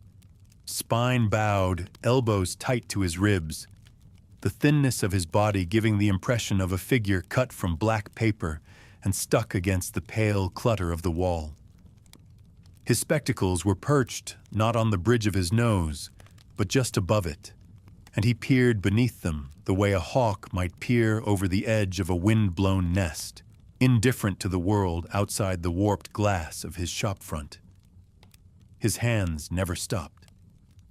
Tweezers, picks, and minuscule screwdrivers moved with a dexterity that would have made a jeweler envious, manipulating springs so delicate that the breath of a careless apprentice would have scattered them into oblivion. He listened, not to the town's anxious chorus, that distant pulse of commerce and suspicion, but to the secret, stuttering confession of the gears between his fingers. The watch trembled under his scrutiny, its heart laid bare, every failure exposed and accounted for. He was not a cruel interrogator, though. The clockmaker handled each mechanism as if it were a patient with a case history only he could interpret. A sufferer whose affliction could be named and, with luck, remedied. His was the rarest kind of attention. Unhurried, absolute, and unblinking, even as the world around him blurred and wheeled from one hour to the next. Everyone knew the clockmaker. He had lived in the town for as long as anyone could remember, and those who claimed to recall his youth invariably contradicted each other on the details. Some insisted he had arrived in the aftermath of a great fire, bringing with him nothing but a battered valise and a voice like the last tick of a dying watch. Others said he had simply always been there, as if the town and the clockmaker were twin phenomena, one emerging from the other in a tangle of cause and effect. He was an elderly man with skin like old parchment, a blade-keen nose, and the kind of eyes that never seemed surprised by anything, not even the return of someone long thought dead. For all that, he was never unkind, and there were children who swore that if you stood very still in his shop, you could hear the ticking of his own heart, perfectly regular and utterly silent. He could repair any mechanism, whether a carriage clock or the great bells of the town hall, whose ponderous clang once fell silent for an entire fortnight until the clockmaker was summoned to ascend the rickety ladder and minister to the tower's stubborn innards. But lately, other rumors had begun to spread, accumulating in the margins of polite conversation. These were the stories that started as a joke or a dare, only to accrue the sticky residue of belief. People whispered that he could repair more than just machines. It began, as such things do, with a small, almost invisible oddity. The grocer's daughter had a stutter. Nothing serious, just a hiccup of the tongue that grew worse whenever she was nervous. Her father brought in the household clock for cleaning, and when he returned to collect it, the clockmaker lingered a moment before presenting the polished case. "Your daughter," he said, in that soft, measured tone. "Does she have trouble with speech?" The grocer had blinked, surprised. "Nothing to fret over," he replied, but the clockmaker only nodded and handed over the clock. The next morning, the girl's stutter was gone. Her father, when pressed by his wife, could only recall the clockmaker's hands, so gentle and assured, and the faint, bitter scent of oil that lingered on the clock's restored chime. Children were always the most susceptible to stories. It was they who first noticed that, after Mrs. Duval's son recovered from his fever, he never again lost his temper or raised his voice, not even when his little brother flushed his favorite toy soldier down the privy. And it was the children who dared each other to sneak into the shop after hours, to see if the clockmaker would fix something inside them too. Once a pack of them crept in during the dusk, their pockets stuffed with broken toys. A wind-up horse, a tin soldier with a limp, a music box that played only funeral marches. The clockmaker was waiting for them, as if he had anticipated their arrival to the minute. "You have all brought me something broken," he said, his gaze sweeping over their faces. "But you must be sure before you ask me to mend it." None of them could later recall what passed between them in that murky hour, only that they left with their toys whole and their hearts slightly heavier, as if a piece of themselves had been quietly rewound. Adults, being more circumspect, rarely spoke of miracles in daylight. But there were those who, on sleepless nights, found themselves staring at the ceiling and wondering if the clockmaker could ease the chronic ache in a hip, or the sudden pallor that came over a mother's face after the umpteenth stillbirth. There were always plausible explanations: medicine, luck, the resilience of the young. But the clockmaker's legend grew in the spaces between these explanations, in the moments when logic failed and something stranger rushed in to fill the void. Then there was the case of old Mr. Corbin, the cobbler, whose hand tremors had grown so bad he could no longer thread a needle. "Just nerves," the doctor said, and prescribed tinctures that stained Corbin's tongue but did nothing for his hands. In desperation, his wife brought one of the cobbler's ancient clocks to the shop, along with a sack of battered shoes for repair. The clockmaker accepted the goods without comment, but when Mrs. Corbin returned a week later, she found her husband at his bench, humming a snatch of song and resoling a boot with fingers steadier than they had been in years. The shoes, for their part, bore a stiffness around the heel, as if the leather had been reinforced with something old and unyielding. These stories, true or not, became the secret currency of the town, passed from mouth to ear with the same mixture of fear and hope that accompanied all things unexplainable. And with each telling, the clockmaker's shop grew stranger in the imagination, a place where the boundaries between mechanism and flesh, between cause and effect, thinned to the width of a hairspring. On this particular morning, though, the clockmaker noticed none of the gossip swirling outside his door. Nor was he troubled by the footsteps that stopped and started along the street, or the faces that sometimes pressed close to the glass, peering in as if hoping to witness a transgression. Instead, he sat utterly absorbed in the anatomy of the watch before him, a battered silver timepiece with a cracked dial and a history of bad luck.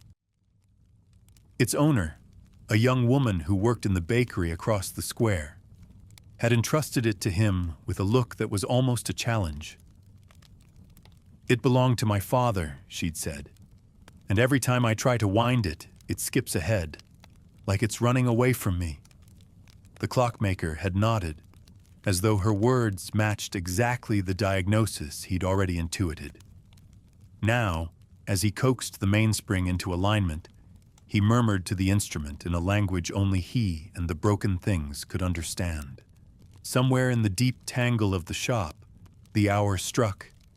He set down the tweezers and tested the hands, which circled the face with a hush like moth wings.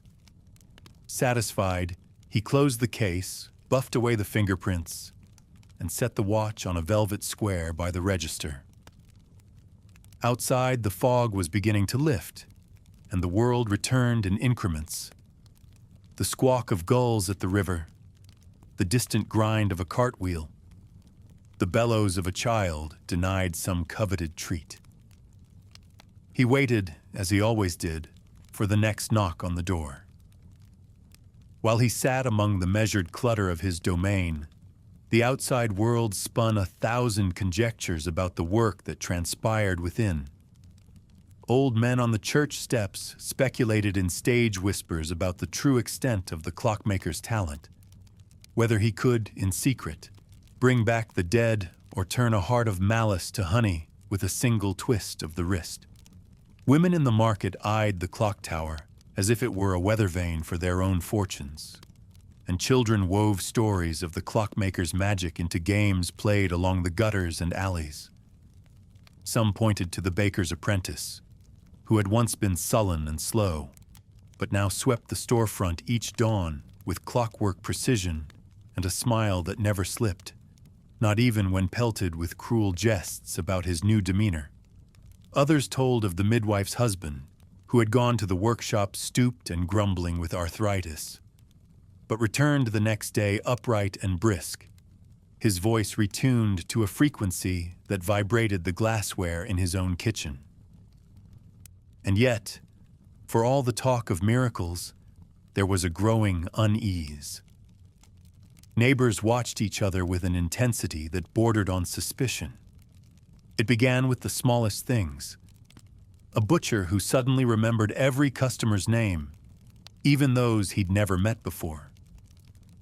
A schoolmaster who, after a single visit to the shop, corrected the town's children with the unfailing accuracy of a pendulum and never once raised his voice.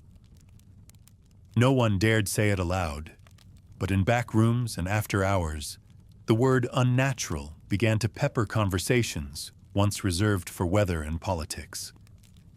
Most unsettling of all were the anecdotes that could not be explained away by the everyday churn of human life. There was the case of Alma Pryor, who had suffered from fainting spells her entire adolescence. When her mother, desperate and exhausted, brought the family's broken mantel clock to the shop, the clockmaker accepted it with his usual air of gentle resignation. Within a week, Alma ceased to swoon. Instead, she developed a strange habit of pausing mid-sentence, eyes blank and unfocused, before resuming as if nothing had happened. Her friends joked that she was catching up, but her mother worried, and Alma herself took to biting her nails, methodically, down to the quick. Rumors compounded. A young couple, newly married, was seen walking by the river each evening at precisely the same time, their footsteps synchronized in a way that unsettled even the most pragmatic observer.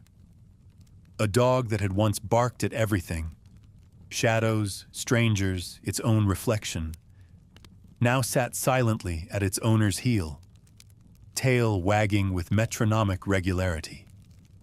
The baker's apprentice, whose transformation had been the first to raise eyebrows, could now recite the entirety of the town's census from memory, though he claimed not to know how or why he did it. People began to wonder what, exactly, the clockmaker was winding up inside them. Still, the stream of customers never ceased. The desperate and the curious alike climbed the steps to his door, clutching their packages and their broken burdens. The clockmaker treated each with the same unwavering courtesy, his manner as constant as the tick that haunted the walls.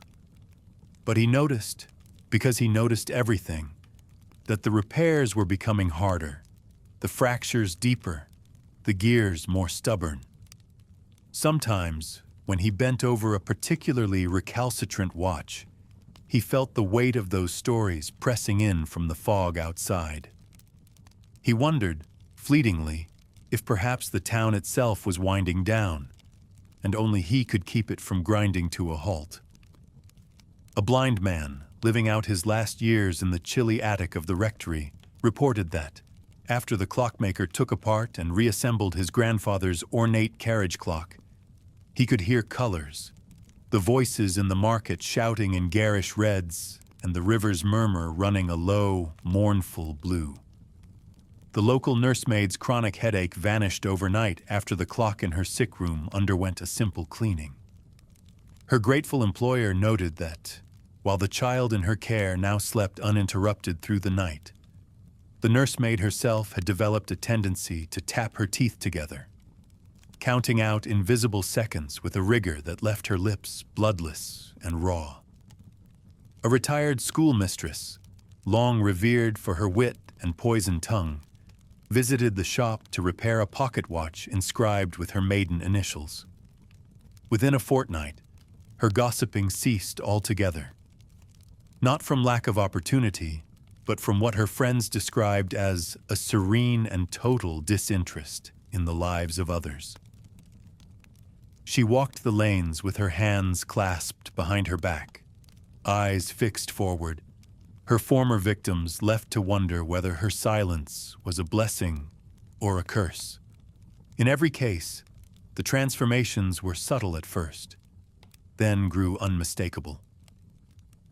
A boy who had limped since birth, his joints warped by fever, was returned to near-perfect motion after a visit to the clockmaker. He ran so smoothly down the street that children called him the cartwheel, spinning circles around his playmates until their parents forbade them from joining in. The town's midwife, famous for delivering babies with a laugh and a bawdy joke, returned from the shop with her own timepiece fully restored. Thereafter, she moved through her duties with a severity that chilled her clients, never offering more than a brief clinical smile at the birth of a child. The townfolk began to tally these corrections, as if logging the evidence of some invisible hand remaking them all. Yet, for every account of miraculous healing, there were reports of new and inexplicable habits. The grocer's wife, whose migraines had plagued her for decades, now covered every surface in their home with doilies, each one perfectly identical, their patterns never once misaligned. The miller, once a slow and careful man, now finished his work hours before anyone else in the district. But when pressed for conversation, he repeated himself, phrase for phrase, as if reading from a script written into the grain of his bones. Even the dogs and cats of the town responded to the change. The mongrel that haunted the bakery stoop, formerly a yowler and a thief, now sat perfectly still, head cocked to one side, eyes following the hands of the clockmaker's apprentices as they swept the walk clean of crumbs. None of this went unremarked. Rather, it was catalogued and compared, weighed and measured in hushed tones. The townspeople observed each other with the wary reverence accorded to the newly converted or the newly possessed. Days passed with the slow certainty of a pendulum's arc, each hour marked by a swelling sense of anticipation, as if they awaited the next adjustment or repair. Even those who had not sought the clockmaker's services felt the pull of his influence. They found themselves waking at identical times each morning, stopping what they were doing at the precise chime of the church bell, or rearranging the jars on their shelves until each was equidistant from the next. The clockmaker himself seemed immune to the fervor he inspired. He greeted every visitor with the same mild bow, his hands always in motion, always busy with the next broken thing. Yet even he could not escape scrutiny. People watched for some evidence of his own humanity, a frayed cuff, a misplaced word, a moment of distraction, but he offered none. In the rare moments he stepped out into the square, he surveyed the town as if checking the works of some grand and delicate machine, looking for the one piece that might slip out of place. Children, ever the most honest observers of their own kind, began to play games that mimicked the clockmaker's craft. They assigned roles to each other, gears, springs, hands, and marched in formation around the fountain, arms stiff and faces blank. "Wind me up," they demanded, and when obliged, performed their strange procession until the town's mothers called them in for supper. At first, the game was a joke, a parody of adult fears. But soon, the children took to freezing in place at odd moments, eyes glazed and limbs locked, waiting for an invisible signal to start again. Rumors changed, as rumors do, growing ever darker. Some said that those most thoroughly fixed by the clockmaker could be found in the church at midnight, sitting in rows, unmoving and silent, their faces illuminated by the faint, golden glow of the altar lamp.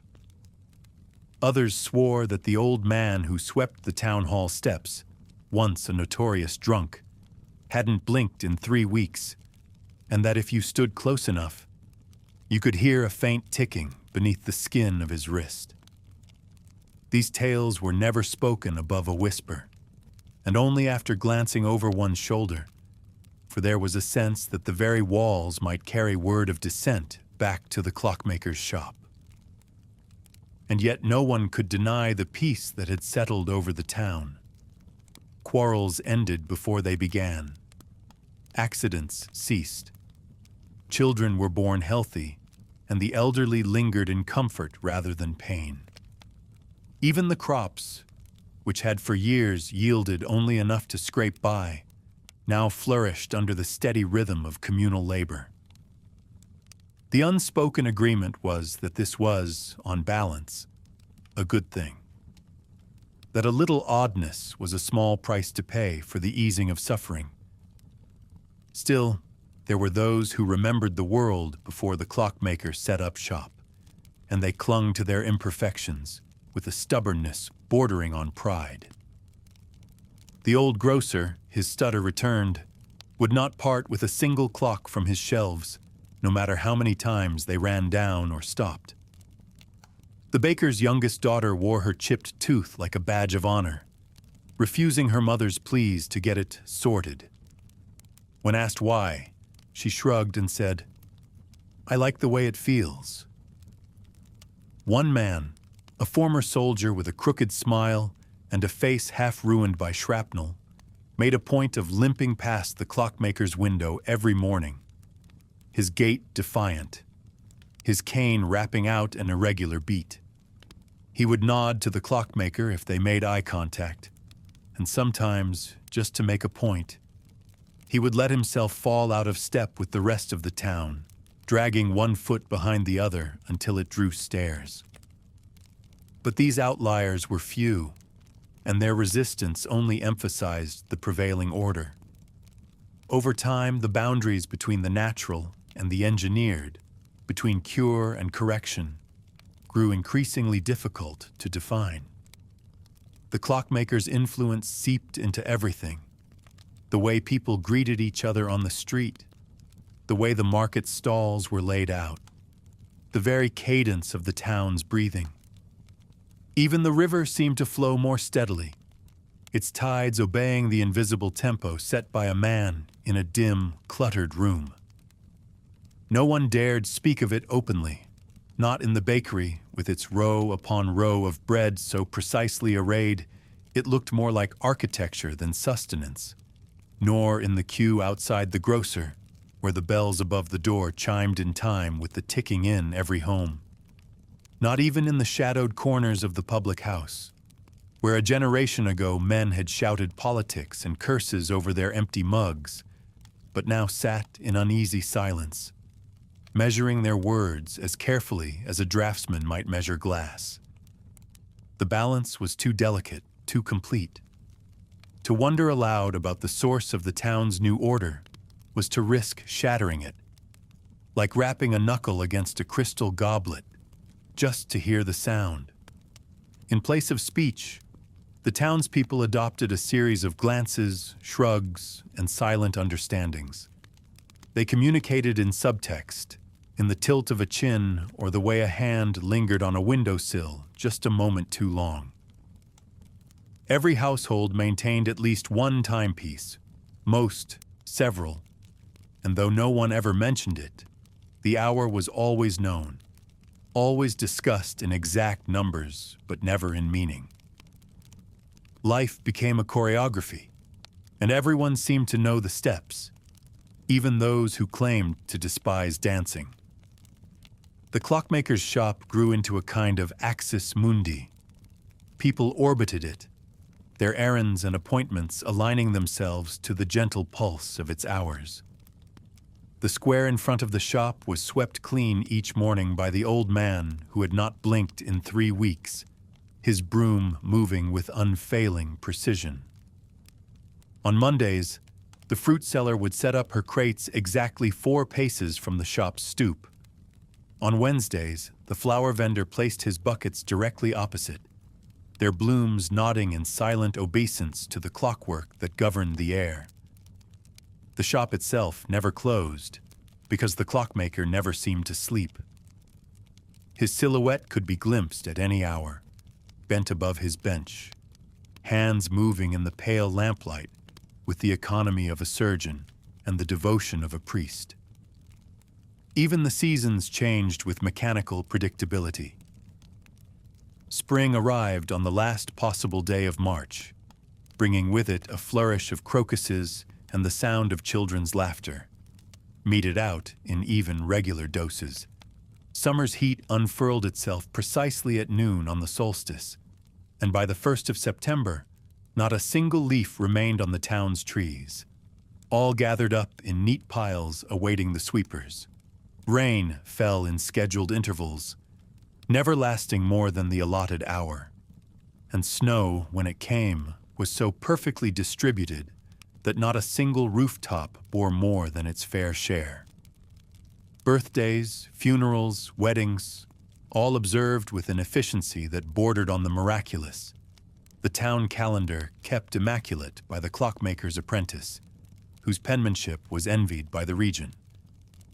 This was, in most respects, a paradise of order, and for those who recalled the decades of famine, war, and plague, it was a kind of salvation. Yet beneath the surface ran a current of unease, a sense that something vital had been exchanged for all this harmony.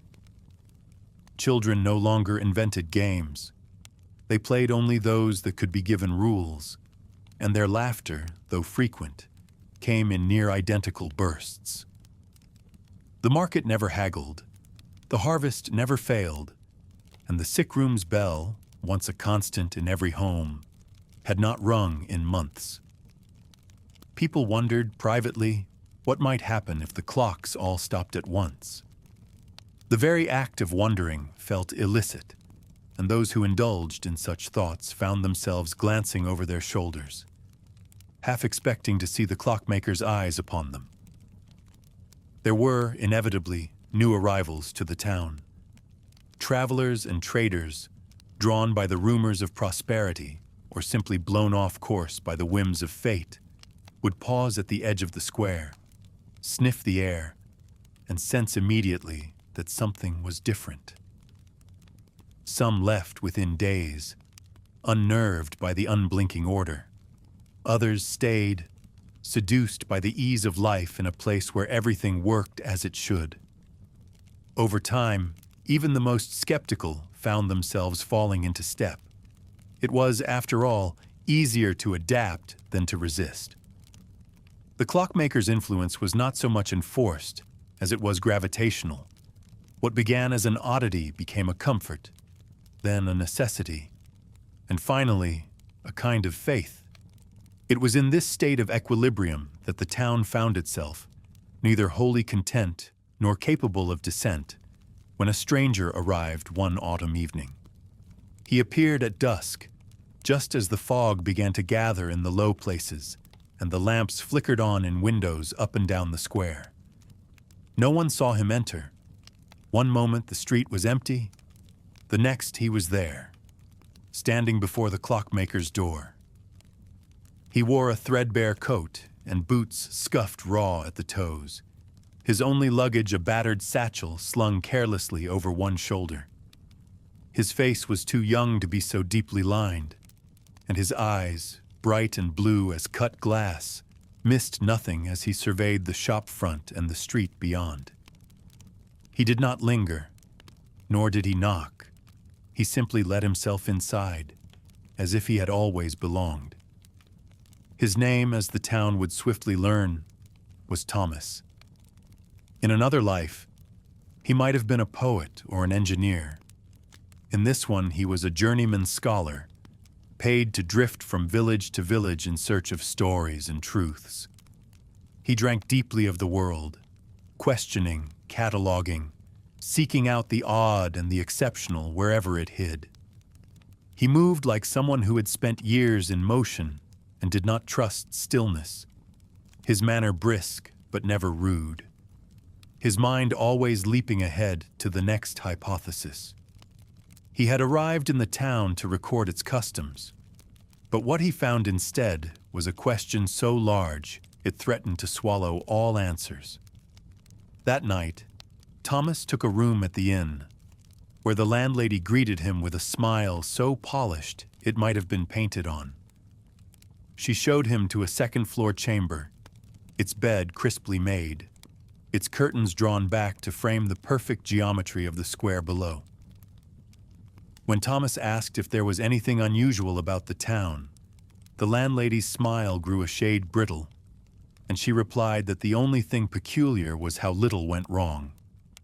Thomas thanked her and unpacked his satchel, spreading research notes and notebooks across the perfectly level desk. He listened to the clock in the hallway, noting how its chime was exactly synchronized to the one in his room, and how both matched the peal of the church bell outside. He slept poorly, woken again and again by dreams of gears and springs spinning faster and faster until the world itself became a blur of motion and repetition. At dawn, he rose, dressed, and began to walk the town, greeting the early risers and making silent observations. He noticed the sameness in the way people moved, in the way the dogs paced their owners or the cats watched from their sills. He made note of oddities, the perfect symmetry of the market stalls, the way school children marched to class in unison, the way the morning postman delivered letters with a precision that bordered on the obsessive. By noon, Thomas had repaired to the bakery, where he nursed a mug of strong black coffee and eavesdropped on the quiet conversations around him. He heard no gossip, no idle complaint, nothing of the petty rivalries or passions that characterized other towns he had visited. It was as if a great silence had been imposed, not by fear, but by consensus. Yet beneath the hush, he sensed something restless, a wish or a warning that had not yet found its voice. He resolved to visit the clockmaker that very evening. In the hours before dusk, he made his way along the river, following the footpath where the young couple walked in perfect step. He watched them from a distance, noting how their conversation never faltered, how their laughter chimed in harmony. He wondered what it would take to disrupt the pattern, to introduce a discordant note into the music of their lives. He wondered, too, whether the town would permit it, or if the rhythm set by the clockmaker was too strong to break. At sunset, Thomas returned to his room, bathed and changed into his cleanest shirt, and set out for the shop. The square was empty, save for the boy who had once limped and now ran circles around the fountain, his laughter echoing with regularity. The light above the shop door glowed steady and inviting, casting a pool of gold onto the stoop. Thomas hesitated only a moment, then stepped inside. He found the clockmaker at his bench, surrounded by the tools of his trade and the ticking, whispering detritus of 100 clocks. The man looked up, eyes mild but sharp, and greeted Thomas with the faintest hint of a smile. He gestured to a stool on the far side of the work table, as if he had been expecting the visitor all along. Thomas introduced himself, then explained the nature of his work, his interest in folklore, his love for the odd and the unexplained. The clockmaker listened, nodding at appropriate intervals, but volunteering nothing of his own story. When Thomas asked about the town, the clockmaker's gaze grew distant, and he replied only that he fixed what was brought to him, nothing more or less. They spoke for an hour, perhaps more. Thomas began in the manner of the tactful scholar, circling the topic with admiration and innocent curiosity. When had the clockmaker arrived? How had he learned his craft? Was there a guild, or had he inherited his knowledge from some forgotten master? The clockmaker responded with the kind of politeness that invited no intimacy, his answers brief and almost generic, as if he were reciting from a manual memorized long ago. To every probing question, he offered a story so plausible that it dissolved upon closer inspection, like an optical illusion. He hailed from the east, but offered no country. He apprenticed in the city, but declined to name its streets. Thomas was not deterred. He asked about the clocks, the mechanisms, the way each seemed to pulse with its own peculiar energy. The clockmaker smiled at this, for the first time showing a glimpse of true pleasure, and talked at length about escapements, minute gears, the delicate balance between order and entropy. He showed Thomas a latticework mainspring so fine it quivered in the lamp's breath, and described how, if assembled just so, a clock could regulate itself for centuries without intervention. It was, Thomas realized, the closest the man came to religion. The conversation ebbed and flowed, Thomas steering them back, again and again, to the mystery of the town's perfection. How did the clockmaker account for such extraordinary regularity? Did he not find it uncanny, the way no one ever grew gravely ill, or stumbled drunkenly into the river, or quarreled in the streets? The clockmaker's hands stilled at these questions. For a moment his eyes rested on Thomas with a look that was not quite suspicion, not quite longing, but some alloy of both. "Nothing stays perfect," the clockmaker said, almost gently. "Not forever. But while it lasts, it should be tended." Then, as if afraid he had said too much, he busied himself with gears again, and the tick-tick-tick of his work became the only sound in the shop. When Thomas finally excused himself, the sky was black and fretted with stars. The square deserted, but for the distant flicker of a lantern in the watchman's hand. He walked slowly back toward the inn, replaying the conversation in his mind, testing each word for hidden meaning. Every window he passed was lit, every curtain drawn back in identical fashion, as if the whole town were a diagram and he but a moving dot upon it. For the first time, he felt the weight of the order pressing in, the way the hours seemed to close around him, locking him into a groove as surely as the teeth of a cog. The inn was nearly empty when he entered, the only patrons a pair of laborers nursing the tail end of their evening. The landlady greeted him with her practiced smile and poured him a glass of whatever the town considered strong. Thomas took it to a table in the corner, the better to watch the room and collect his thoughts. He had expected the peace of the town to be calming, but it had begun to feel like the hush before a storm, as if the silence itself were a living thing, hungry and waiting. He listened to the scrape of wood on wood, the muted conversation of the laborers, the distant peal of the church bell calling the hour.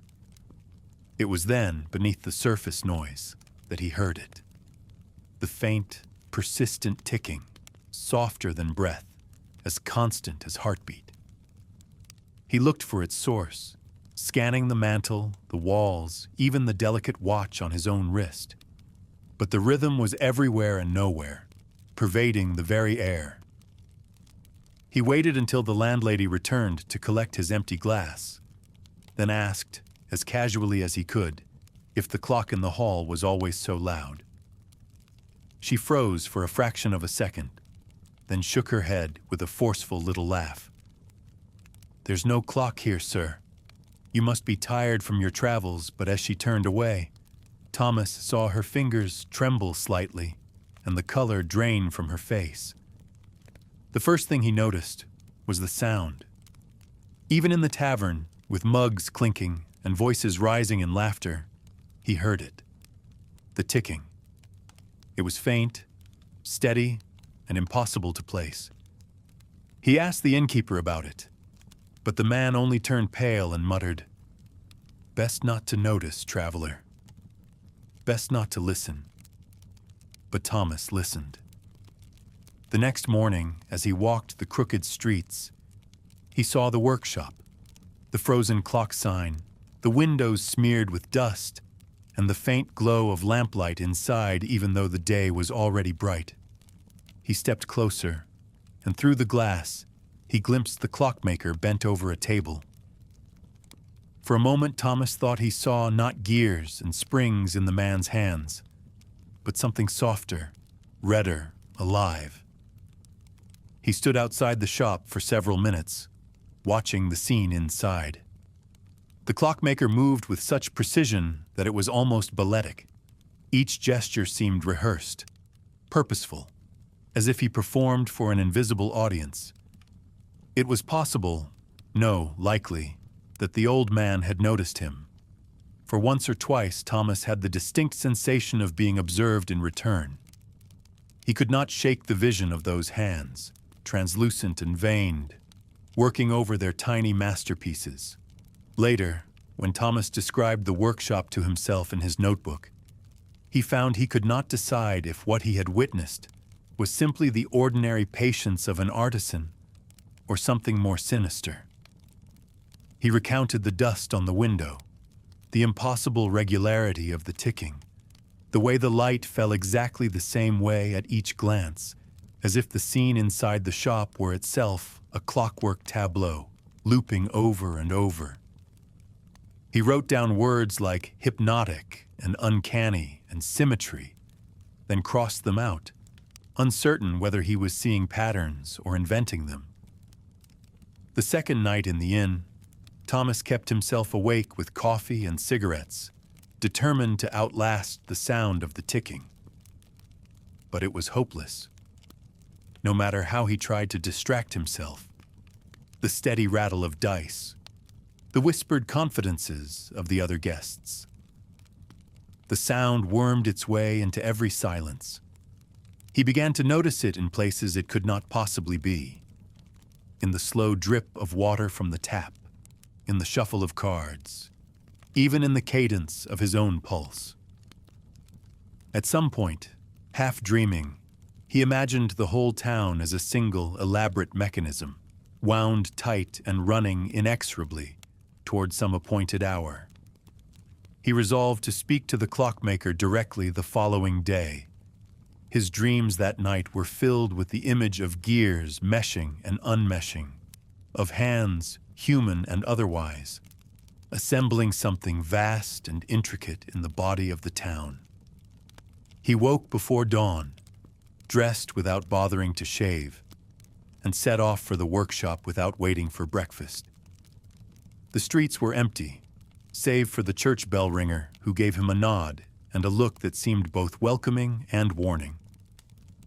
The workshop, in contrast to the rest of the town, was already alive with light. Thomas hesitated only a moment before knocking. Once, twice, 3 times, an accidental rhythm identical to the ticking that now haunted him. The clockmaker answered promptly, but did not invite him inside. He stood in the doorway, not blocking it, but somehow making it clear that the threshold was a boundary not to be crossed lightly. Up close, the clockmaker appeared less aged than Thomas had first assumed, though his hair was white and his face was webbed with lines. His eyes were a colorless gray, and when he looked at Thomas, he seemed to see straight through him. "May I help you?" he asked, voice thin but steady. Thomas introduced himself and explained his curiosity about the clocks, especially the one that seemed to permeate the entire town. The clockmaker listened intently, head cocked, as if even now he was measuring Thomas's words against some internal mechanism. When Thomas finished, the clockmaker gave a slight nod. "You are not the first to notice," he said quietly, "but most people prefer not to speak of it. They find it less troubling that way." Thomas pressed on, emboldened by this admission. "Is it your doing? The sound, the orderliness?" The clockmaker considered this for a long moment. "The sound is not mine, not in the way you mean. It is older than me. I only keep it in check as best I can." He did not elaborate, nor did he seem inclined to answer further questions. Thomas tried to maneuver the conversation toward the practical. What made the clocks run? What powered them? Whether there was some great central mechanism hidden in the town. But the clockmaker responded with gentle evasions, talking instead of the philosophy of time, the need for regularity, the comfort of knowing that tomorrow's dawn would come precisely on schedule. When Thomas finally left, frustrated and more uncertain than before, he realized that the ticking had grown louder. Or perhaps it was only that, in the silence of rejection, he could now hear nothing else. He spent the rest of the day wandering, observing. He followed the street sweepers as they moved in perfect formation, each step matched to the next. He watched children leap over cracks in the pavement with the same leg each time, as if rehearsed. He took a seat in the square and timed the interval between the opening and closing of each shop's door. It was always the same, down to the half-second. He made a diagram in his notebook, sketching the town as a series of concentric circles, with the church and the clock shop at the exact center. He mapped the movements of its people, their routines and repetitions, and marked with a red X the places where he detected the ticking at its strongest. It was everywhere, but always loudest at the heart of things. That evening, determined to find some respite, Thomas returned to the tavern and ordered a drink. The place was busier now, but even the laughter of drunkards failed to mask the relentless pulse. He wondered if any of the other patrons noticed, or if, like the innkeeper, they chose to ignore it out of fear or habit. He considered leaving, packing his satchel and catching the morning coach to anywhere else, but the thought repelled him. He felt as if he were on the brink of something, some grand revelation that would dissolve the whole puzzle at once. He stayed until closing, then lingered in the empty square, letting the sound wash over him until he could almost make out a pattern in it, a message that hovered just beyond the reach of language. He waited until the landlady returned to collect his empty glass. When she came, her smile was painted on thicker than before, as though she hoped the extra layer might shield her from whatever she suspected he'd seen. Thomas decided to test her composure. He leaned back in his chair, feigning exhaustion, and asked, "Does the clock in the hall always strike so loud?" "It seems to echo even in my room." The woman's hand paused mid-reach, her fingers hovering over the rim of the glass, and for a heartbeat, her face was wiped clean of expression. Then she gave a brittle laugh, louder than necessary. "Clock? You must mean the one in the square, sir," she said, almost pleading. "There's no clock in this house. Perhaps the walls are thin, or the hours have got into your head. It happens to newcomers." Her voice gained strength as she spoke, as if rehearsing a conversation she'd survived before. But Thomas noticed the glass clinked as she set it down, her fingers unsteady. When she turned, he watched her steady herself against a chair before hurrying to the kitchen and he could have sworn the color had left her cheeks entirely. That night, fueled by a restless curiosity, Thomas prowled the shadowed corridors of the inn. He pressed his ear to the cool wood of the hallway, following the sound of ticking as it migrated through the boards, up and down the banister, as though the building itself were a hollowed-out metronome. At times he felt as though the sound receded as he approached, only to surge behind him as soon as he gave up the chase. He caught himself at one point with his hand pressed to the wall, as if expecting to feel a pulse. Sleep was a farce. When at last he drifted into it, he dreamed of endless corridors, every door opening onto another identical hallway, each lined with clocks whose hands advanced in perfect, incremental unison. In the dream, he understood that if he could only open the right door, he would find the source, the original cog, the first wheel. But with each approach to the threshold, he woke gasping as though from a fall. At breakfast, his pallor earned him a second look from the landlady, but nothing more. The laborers from the night before avoided his gaze, and the only other occupant, a woman of indeterminate years, spooned porridge with the determination of someone finishing a sentence. The ticking was still there, more pronounced in the quiet morning. Unable to resist, Thomas decided to seek answers among the townspeople. He began in the market, where vendors arranged their wares in rows as straight as a ruler, and every transaction was conducted with the efficiency of soldiers drilling. He tried to introduce the subject gently, remarking on the beauty of the town's central clock. The fishmonger, a burly man with hands chafed red as lobster shells, looked at him with mild surprise and said, "It's not the face of the clock that matters, but what's behind it." The butcher, when pressed, muttered something about precision being a blessing and a curse, then withdrew behind his curtain of sausages. It was not until midday, by the well in the square, that Thomas found someone willing to indulge his questions. An old woman, bent almost double, was filling a pail with the slowest possible motion, her every gesture as deliberate as clockwork.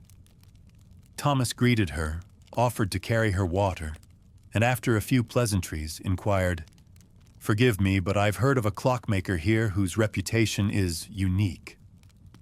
Is it true what they say that he repairs more than just timepieces?" The woman's face darkened at once. She glanced around, as if expecting someone to rise up from the cobblestones and report her. When she spoke, it was in a whisper so thin he had to lean in to hear. "He sees to what's broken, that one. Not just the clocks, but the people too. Or so it's told," she tapped her chest, right above her heart. "They come to him when nothing else will set them right. But the work leaves a mark."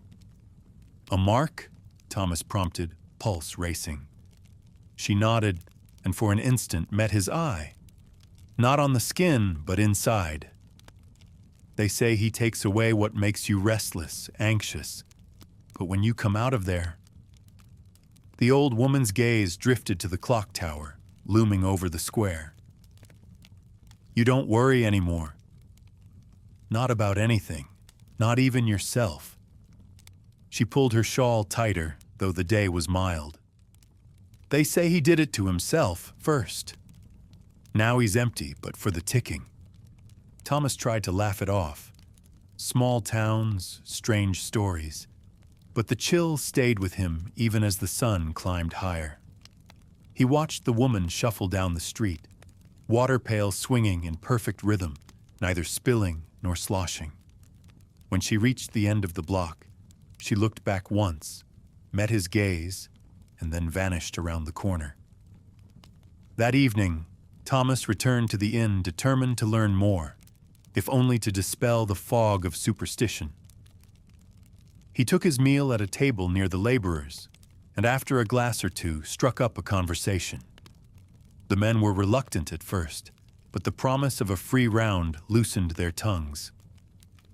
"Stranger, it's like this," said the younger of the two, his voice hushed despite no one else being near. "The clockmaker, he's done right by plenty of folk. Fixed up old hands, set right the minds of those who'd gone strange." He tapped his temple, then shrugged. "But the ones who go to him too many times, they don't come back quite whole. As if he's wound them so tight, there's nothing left but the turning." The older laborer, whose face was cross-hatched with scars, snorted. "Don't listen to him. Those stories are just to scare children. The real trouble's the mayor. She's the one who keeps everyone marching to time." But Thomas caught the glance the old man darted at the clockmaker's shop, plainly visible through the fogged window, and knew the legend ran deeper than he let on. That night, unable to sleep, Thomas paced the silent streets. The ticking seemed louder now, advancing in lockstep with each footfall. He turned a corner and found himself facing the clock shop. The windows were dark, save for the faintest bluish glow, and yet Thomas felt watched, as if the eyes of every clock inside were trained on him. He pressed his hand to the door, half expecting it to swing open or resist, but it held fast. He bent to peer through the smudged glass. Inside, the darkness was nearly absolute, but something about the arrangement of shadows suggested 100 faces, all tilted toward the door, all waiting. He returned to the inn with the sense of a puzzle tightening around him, and still, in the heavy silence of midnight, the ticking persisted, lining up with the beat of his own heart. The next morning, determined to break the hold of the mystery, he resolved to collect more stories, to map out the shape of the rumor. He buttonholed the baker, the station master, even the school teacher, each time receiving the same half-answers, the same reluctance to speak plainly. Always there was the sense of an invisible hand guiding the town's rhythm, the suspicion that to fall out of step was to invite disaster. After dinner, by the warmth of the inn's small fire, Thomas finally cornered the landlady. She'd tried to avoid his gaze all evening, but when he asked quietly and without preamble, "Do you trust him?" she set down her tray and sat across from him. "There's nothing to be afraid of if you keep to yourself," she said after a long pause. "But if you lose your way, if you let yourself fall behind," her voice faltered, "he can fix you. Only after that, you'll never remember what it was like to be lost." Thomas tried to sleep, but the tales of the day, the relentless ticking, and the rumors of the clockmaker arranged themselves into an architecture of dread in his mind. The walls of his room seemed thinner as the night deepened. Every sound from the street below felt amplified and urgent, as if somewhere in the dark, a mechanism was winding itself toward detonation. He lay on his back and counted each tick as it crept up the stairs and along the eaves, perilously close to the hollow at the base of his throat. Each time he closed his eyes, he found himself inside the skeleton of some vast machine, a network of gears and springs flexing with every anxious breath. Even his own heart seemed to keep time with the clock in the square, sometimes matching its rhythm, sometimes lagging, as if the organ itself were resisting being conscripted into unity. He drifted in and out of restless sleep, dreams coiling tighter each time he surfaced for air. In one dream, he stood at the edge of the town with a mob of clockwork men, each with faces blank as watch dials and movements too smooth to be entirely human. They marched in perfect cadence toward the center of the world, where a tower rose like the hand of a god, clawing at the sky. Thomas tried to shout a warning, but his lips were fused, and his thoughts ran backward, a stuttering tape loop.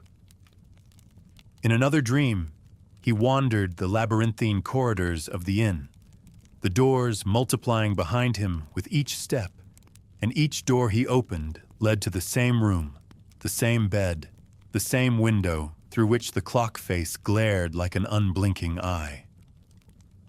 Near dawn, drenched in sweat, Thomas jolted awake to the sensation of a presence at the foot of his bed.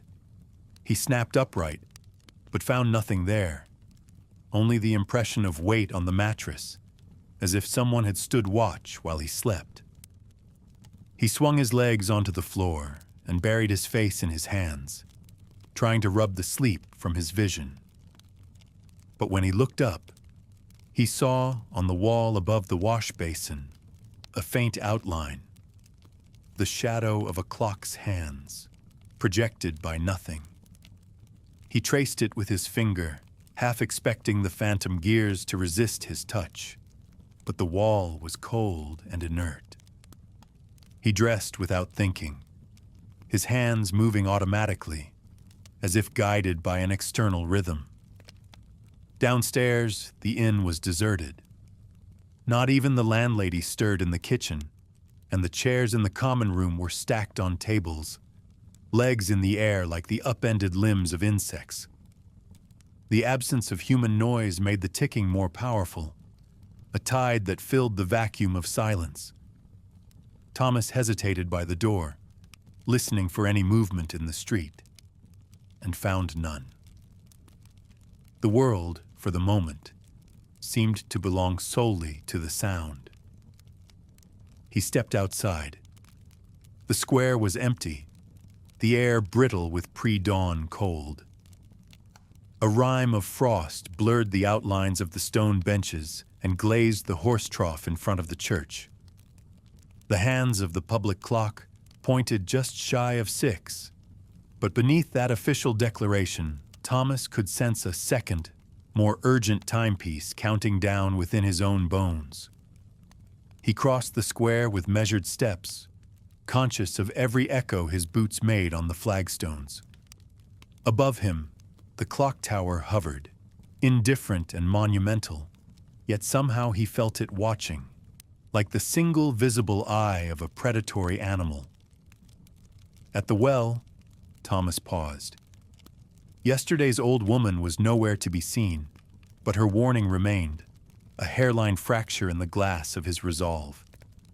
He repeated her words to himself, not the repair, but the necessity of breaking.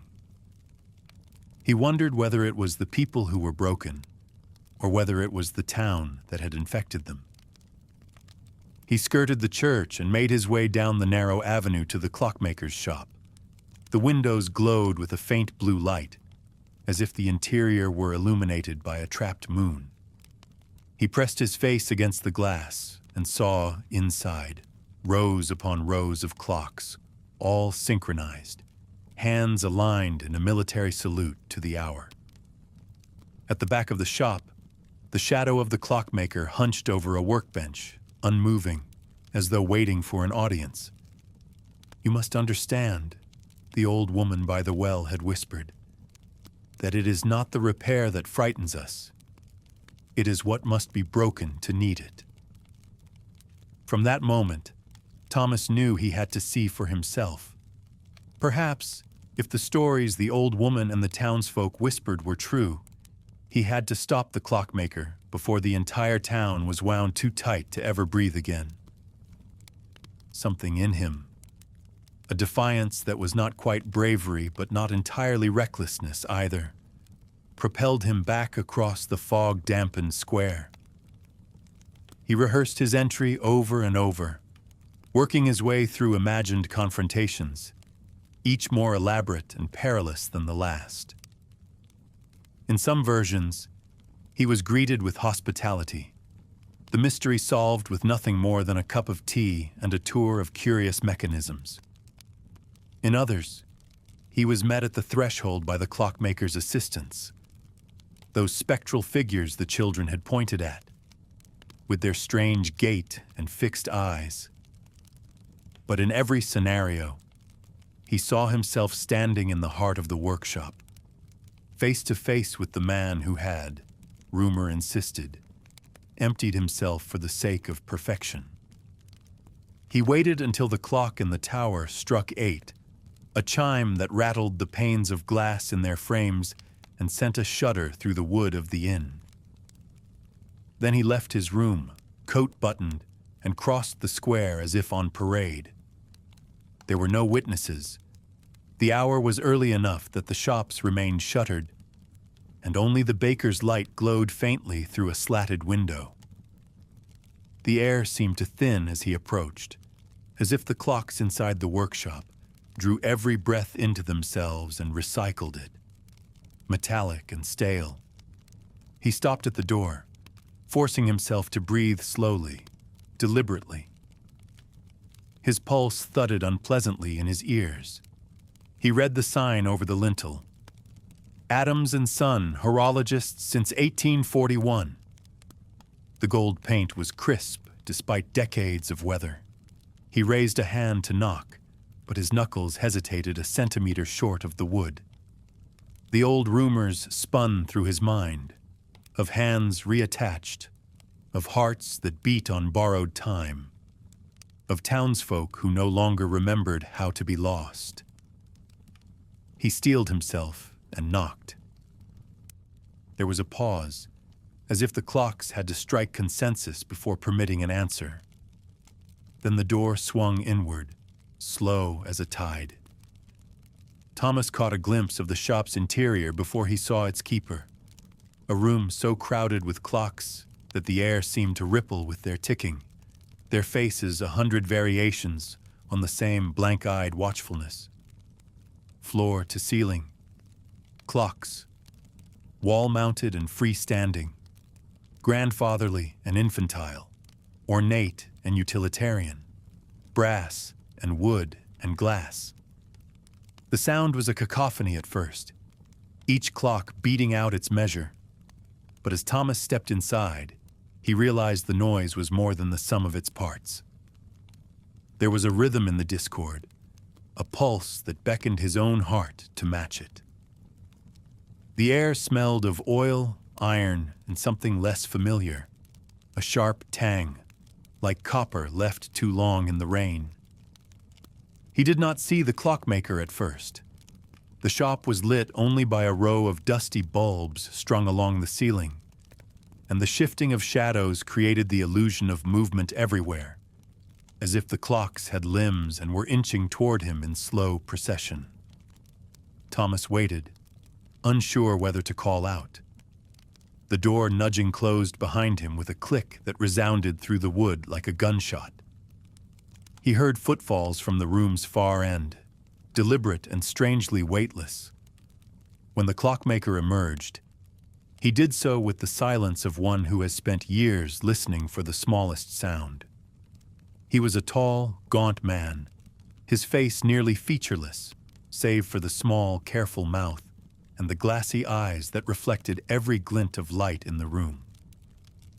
His clothes were immaculate but old-fashioned, a high-collared shirt, sleeves rolled to the elbow, hands bare and pale as bone. "Good morning," the clockmaker said, as if Thomas were simply here to have a watch repaired. His voice was gentle, with a timbre that vibrated low in the chest, the way a tuning fork does before the sound escapes it. "What brings you to my door?" Thomas opened his mouth and discovered that the words he'd prepared, accusations, inquiries, demands for the truth, had fled. He managed only, "I wanted to see your work." The clockmaker inclined his head. "That is why most come in the end." He gestured to the labyrinthine aisles of ticking artifacts. "You are welcome to look as long as you wish." Thomas walked the rows, running a finger along the cases, noting how each clock's hands pointed to a different hour, some hours impossible. One displayed a 13, another had no numbers at all, only a spiral that deepened and deepened until the center vanished in shadow. The workshop was larger than it seemed from outside, each alcove more densely packed than the last, as if the collection had grown inward, crowding itself toward some unreachable singularity. Thomas found himself drawn to the back of the shop, where the ticking was less regular, more syncopated, as though the clocks in the front rooms kept time for the world, and those in the back marked hours for a different universe. He reached a workbench littered with the innards of dissected clocks, springs and gears scattered like the bones of small animals. There, he found the clockmaker again, standing perfectly still, watching him with an expression that might have been curiosity or sorrow. Thomas hesitated, then asked, "Why do they say you can fix people, not just clocks?" The clockmaker's hands moved, quick as a striking snake, picking up a gear and slotting it into a half-assembled movement. He did not look up. "A clock is only as useful as its purpose," he said. "People come to me when they no longer trust their own." The words hung in the air, heavy as lead. Thomas wondered what he had expected, denial, perhaps, or an explanation that would make all the stories seem childish. But this calm admission left him unmoored. "And when you fix them," Thomas asked, "what do you take away?" The clockmaker paused, his hands resting on the brasswork, fingers oddly gentle. "Only what is broken," he said. "But not all can bear the silence that remains." Thomas stared at the man, then at the clocks, then at his own hands, which trembled slightly. He thought of the people he'd met, the woman with her haunted warnings, the laborers whose speech stuttered in the presence of the shop, the landlady who feared losing her own memory of loss. He wondered what had brought them here, and what they'd left behind. He was about to speak again when he caught, from the corner of his eye, a movement in the mirror behind the workbench. Not a reflection of himself or the clockmaker, but of a third presence, standing just beyond the reach of the feeble light. A shape with the outline of a man, but with clock faces where its own face should be, hands spinning madly in all directions. Thomas spun around, but the figure was gone. Only the clocks remained, ticking and ticking, louder with each beat. He turned back to the clockmaker, whose eyes were fixed on Thomas with a new intensity, as if judging whether Thomas would be the next to require repair. "You must understand," the old woman by the well had whispered, "that it is not the repair that frightens us. It is what must be broken to need it." Thomas reached for the doorknob with a trembling, reluctant hand, a gesture he intended to be casual. Yet even the brass fixture seemed to recoil from his touch. The chill of it lingered on his palm. He pushed the door open, expecting a bell, but the usual tinkle was conspicuously absent. The bell above shivered, yet no sound escaped it, as if the air itself refused to carry such a warning. Within, the shop was brighter than he'd anticipated, the blue-white static of a dozen dust-caked bulbs making the interior bleached and lunar. Clocks sat upon every available surface, and every clock's face gleamed like a watchful, lidless eye. The very walls vibrated with the noise of the hour. Ticking, talking, chimes, and soft whirs, a symphony of timepieces that pressed against the skull and rattled the fillings in his teeth. The clockmaker was waiting at the far end of the shop, seated at a high stool behind a narrow counter, posture so perfectly upright he might have been mounted on an invisible axle. If he had been working before Thomas entered, there was no evidence of it now. His hands, pale and elongated, rested upon the glass counter, fingers splayed as if in silent benediction. His shirt was a shade whiter than bone, the collar so rigid it threatened to draw blood, and his eyes, sharp and colorless, reflected the light in a way that made them appear luminous. He greeted Thomas with a nod so slight it might have been mistaken for the tremble of a shadow. "You hear it, don't you?" the clockmaker said, not as a question, but as a statement of fact. His voice was polished, smooth, and oddly resonant, as if he spoke not with his vocal cords, but from within the hollow of a bell. The rhythm. Most people pretend they cannot. Thomas's tongue was a dry, inert lump in his mouth. He worked his jaw and managed a single nod, but his gaze darted involuntarily to the workbench behind the counter. Sprawled upon a linen cloth was an object that at first defied his expectations. Not the intricate movement of a clock or a coil of springs, but something unmistakably human. The arm that lay there was the size and shape of his own, but the resemblance ended at the skin, if it could even be called that. The flesh was unnaturally pale, almost blue with transparency, and stitched in careful, deliberate spirals that followed the lines of the musculature. Brass rods, polished to a blinding shine, peeked from beneath the skin where bones might have been, and the wrist terminated not in a hand, but in a cluster of tiny gears and ratchets, each one still and gleaming. Where veins should have traced the surface, instead, there were slender, glistening tubes, through which a dark, syrupy liquid moved with the slow certainty of molasses on a cold morning. The clockmaker lifted the arm with a delicacy reserved for holy relics, turning it over in his hands so that Thomas could see the meticulousness of the craft.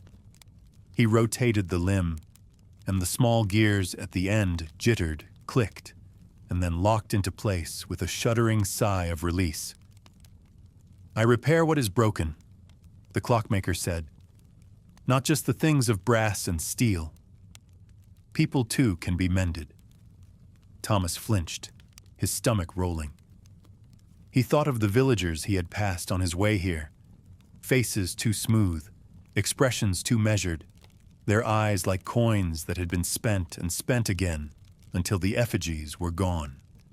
Now, in the stark light of the shop, he could no longer dismiss the rumors as the fantasy of an isolated town. He swallowed and tried to summon the courage to speak, but his voice emerged as a ragged whisper, thin as the filament in a spent bulb. "What happens?" Thomas asked. "When you mend someone?" The clockmaker's lips curled upward, but the smile was rigid, built from habit rather than joy. He set the arm aside with excessive care, almost with reverence, and folded his hands atop the counter, as if preparing to deliver a sermon. "They stop suffering," he said. "They stop fearing. They become perfect." Thomas felt the word in his bones, the way one feels the percussion of distant thunder through the soles of the feet. He tried to look away from the arm, but his eyes snagged on the seam where brass met sinew, the spiral of stitches so tidy, so deliberate. "But aren't we meant to suffer?" he said, surprised at the sound of his own voice. "Isn't that how we know we're alive?" The clockmaker's gaze sharpened, and for a moment the air between them seemed to crystallize. "That is a belief," he said. "A convenient one, shared by those who have never known relief." He gestured to the mechanical arm again, this time with a kind of paternal pride. "You see imperfection as virtue. I see only the waste of potential." Thomas stepped back, nearly colliding with a grandfather clock whose pendulum flashed like the blade of a guillotine. The ticking in the room seemed to multiply, swelling to fill every available frequency. He pressed a hand to his chest and felt his heart drumming a desperate solo, out of sync with the mechanical pulse surrounding him. The clockmaker watched, his chin tilted just so. "You feel it," he said. "The dissonance, the inefficiency. You think you are immune, Thomas, but you are here for the same reason as all the others." He bristled at the use of his name, though he did not recall giving it. "I'm not like them," Thomas said. But even as he said it, he sensed the lie blooming in his throat. He remembered the sleepless nights, the sense of being wound too tight, the ache in his bones that no medicine could dull. He remembered the way his own hands sometimes trembled, and how he blamed the cold for what might be terror. The clockmaker loomed behind the counter, unfolding himself in segments, as if animated by invisible strings. "You are exactly like them," he said, and his words struck Thomas with the finality of a tolling bell. "But you are also different. Not every clock wants to be wound." Thomas's legs felt hollow. He staggered sideways, catching himself on a glass display case filled with pocket watches, their faces all set to the same inscrutable hour. The room spun. He was aware, distantly, of the clockmaker's approach, of the measured, gliding steps that did not disturb the dust on the floor. He wanted to leave, to run, but found himself rooted to the spot. The clockmaker reached the edge of the counter and extended a hand, palm upward, inviting but not insistent. "Do you wish to be mended, Thomas?" he asked. His voice was soft, almost kind. Thomas blinked, and in the half-second of darkness, he saw again the vision from the mirror. The faceless man, the spinning hands, the endless spiral. He remembered the old woman's warning, the fracture in his resolve, the idea that some things were meant to break. He wondered what remained after all the kinks and flaws were smoothed away. He looked at the clockmaker's hand, at the fingers so pale they seemed translucent, and felt the urge to accept. His own hands, when he looked at them, were trembling so badly he had to clench them into fists. "No," he said finally. "I don't." The clockmaker regarded him with an expression not of disappointment, but of resignation. "Not yet," he said. He withdrew his hand and returned behind the counter, movements so precise they seemed choreographed. Thomas backed away, but the shop seemed to grow larger with each step, the rows of clocks stretching out, the aisles elongating into infinity. Every footfall was muffled by the dense, expectant air. As he reached for the door, he realized the bell above was gone, or perhaps it had never been there at all. He stepped into the morning and found the world altered, brighter, sharper, but tinged with the memory of the shop's suffocating silence. The square was empty. The clock tower's hands had not moved. He stood, uncertain, and wondered if any of this was real, or if he too had begun to slip, piece by piece, into the machinery of the town. He drifted through the day in a waking trance, moving from shop to shop, unable to recall what errand he performed or how long it had taken. The routine of life, bread from the baker, paper from the newsstand, a nod to the postman, unfolded with the precise regularity of a clockwork automaton. Whenever he paused, he caught glimpses of the clockmaker's handiwork, a neighbor whose limp had vanished overnight, a child whose tears never quite reached her eyes, the landlady humming a song with no tune, her expression locked in a rictus of satisfaction.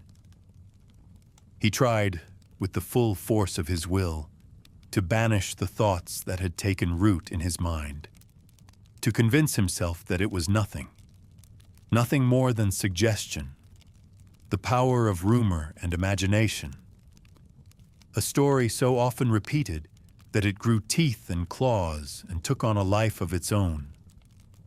But everywhere he looked, in every corner of this strange, wind-churned town, he found evidence of a process working quietly, relentlessly, like the shifting of tectonic plates beneath the earth. The changes were subtle at first. A limp vanishing from old Jaeger's gait. The silversmith's hunched shoulder straightening overnight. A sudden and inexplicable sharpness to the once dull gaze of the butcher's boy. It was as though the entire village was being iteratively edited, its flaws erased with the clinical precision of a proofreader's pen. No one else seemed to notice, or if they did, they welcomed it as a mercy. Thomas kept to himself after that, shrinking the orbit of his days into the narrowest ellipse he could manage. He avoided the square, the bell tower, the little shops where the employees all spoke in the same measured monotone, their smiles stretched thin and glazed with something like satisfaction. But at night, with the lights off and the window cracked to let in the chill, Thomas listened to the ticking of his own heart. At first, a wild, syncopated stutter, a rebellion against order. But gradually, night by night, he could feel it being tamed, bent to the will of some larger machinery. His heart would thud against his ribs, desperate for an exit. But then the ticking of the clocks in the landlady's parlor would seep through the floorboards, and for a few seconds, he could feel his pulse falling into step with the measured rhythm of those relentless brass sentinels. He began to dream of gears, not the cartoonish, oversized gears of schoolbook illustrations, but small, delicate ones, fashioned with the care of a jeweler and polished to a blinding, predatory shine. In his dreams, he wandered endless corridors lined with mirrors, and each reflection was a little less himself than the last. Sometimes he would see his mother, or the old woman with the creaking bones, or even the clockmaker himself, but always their faces melted away, replaced by the gleaming, lidless eyes of a clock's face. He stopped sleeping. He stopped eating, too, or at least he could not remember the last time he had tasted or wanted food. Instead, he wandered the town at odd hours, tracing the route from his lodgings to the clockmaker's shop and back again, as if he were a pendulum condemned to swing until the end of time. On these walks, he noticed new changes. The trees were pruned with mathematical precision, their branches trimmed into fractal patterns. The children played in silence, their games conducted with rigid adherence to invisible rules.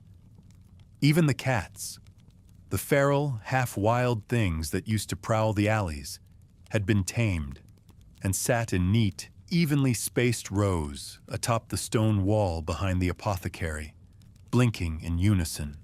One evening, as the sun warped the rooftops into silhouettes of black and gold, Thomas caught sight of a funeral procession picking its way down the main road. The coffin was small.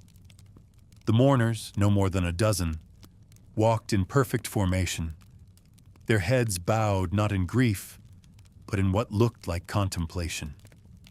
As the procession passed, he caught the eye of one of the children. Her gaze was bright, unblinking, and so unclouded by pain that for a moment Thomas could have sworn she was simply marching to a lesson, or a game, or perhaps to her own appointment with the clockmaker. That night, he lay in bed with the pillow clamped down hard over his ears, but still the ticking came, threading through the stuffing and bone and sinew, relentless as the tide. He could not tell whether it came from outside or from the thing in his chest that was supposed to be a heart, but had now become simply a metronome, counting down the seconds until he joined the rest. He wondered, in the dead hour between midnight and dawn, whether suffering was truly necessary, or whether perfection might be a kind of mercy after all. He wondered what would be left of him if all the flaws were smoothed away. On the fourth morning after his last visit to the clockmaker's shop, Thomas stood at his window and watched the street below. The fog was thick, licking the cobblestones clean, and the world looked flattened, drained of depth and color.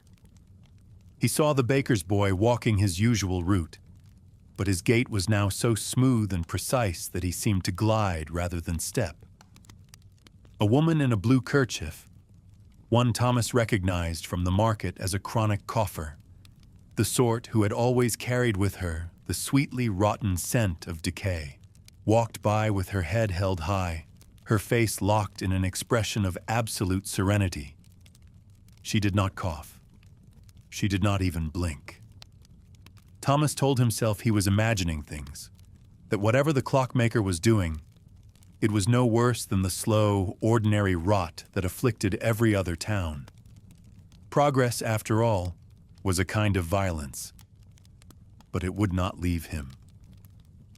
The vision of those still, perfected faces haunted him as he went about his day, as he wrapped himself in layer after layer of denial. Later in the afternoon, as he passed the alley beside the newsstand, he heard a noise that froze him in place. It was laughter, or at least something trying to approximate it. The sound was high and bright, but utterly without warmth.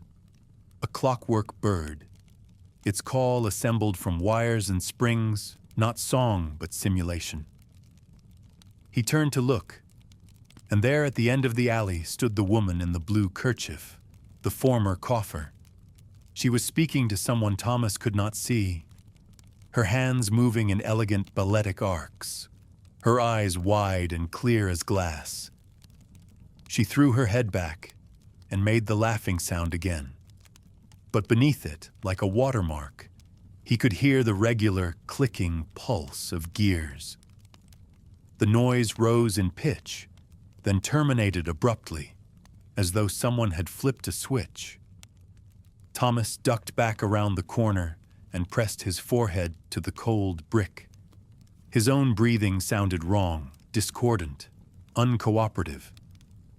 He tried to remember the voice of his father, the taste of bread crust torn free with his teeth, the heat of a fever, any sensation that might anchor him to his old self. But all that came were memories of the shop, the smell of ozone and brass, the clockmaker's hands moving with papal certainty as he declared the end of suffering. That night, unable to face the silence of his room, Thomas wandered the streets until darkness pooled at the edges of the world. He walked by the light of the moon, which reflected off the shop windows and made the clocks inside look like tiny constellations trapped in glass. He drifted toward the square, where the tower loomed like a waiting judge, its face illuminated by a ghostly, unchanging glow. For a long time he stood beneath the tower, watching the hands refuse to move, as if time itself was being held hostage. It was almost dawn when he felt the air shift behind him, and the hair on his neck lifted with animal certainty. The clockmaker was there, standing perfectly still, his silhouette sharp and featureless against the pre-dawn haze. He did not speak, but simply regarded Thomas with an expression of patient inevitability. Thomas opened his mouth to protest, but there was nothing left to say. He had already lost the argument, perhaps before it had even begun. The clockmaker approached, steps soundless, and offered his hand. Thomas hesitated, then shook his head.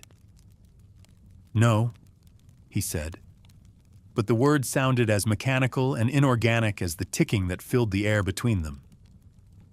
He turned and walked away, but each stride felt measured, premeditated, as though his path had been mapped out in advance. The world around him shimmered with the promise of order, and he was powerless to resist its pull. And then, as if to prove his point, the door at the back of the workshop creaked open. A woman stepped through. Thomas recognized her from the marketplace, the one who had coughed blood into her apron only days before. Now she moved with unnatural grace, her face serene, her eyes clear. But when she smiled at Thomas, The sound that slipped from her throat was not laughter. It was ticking.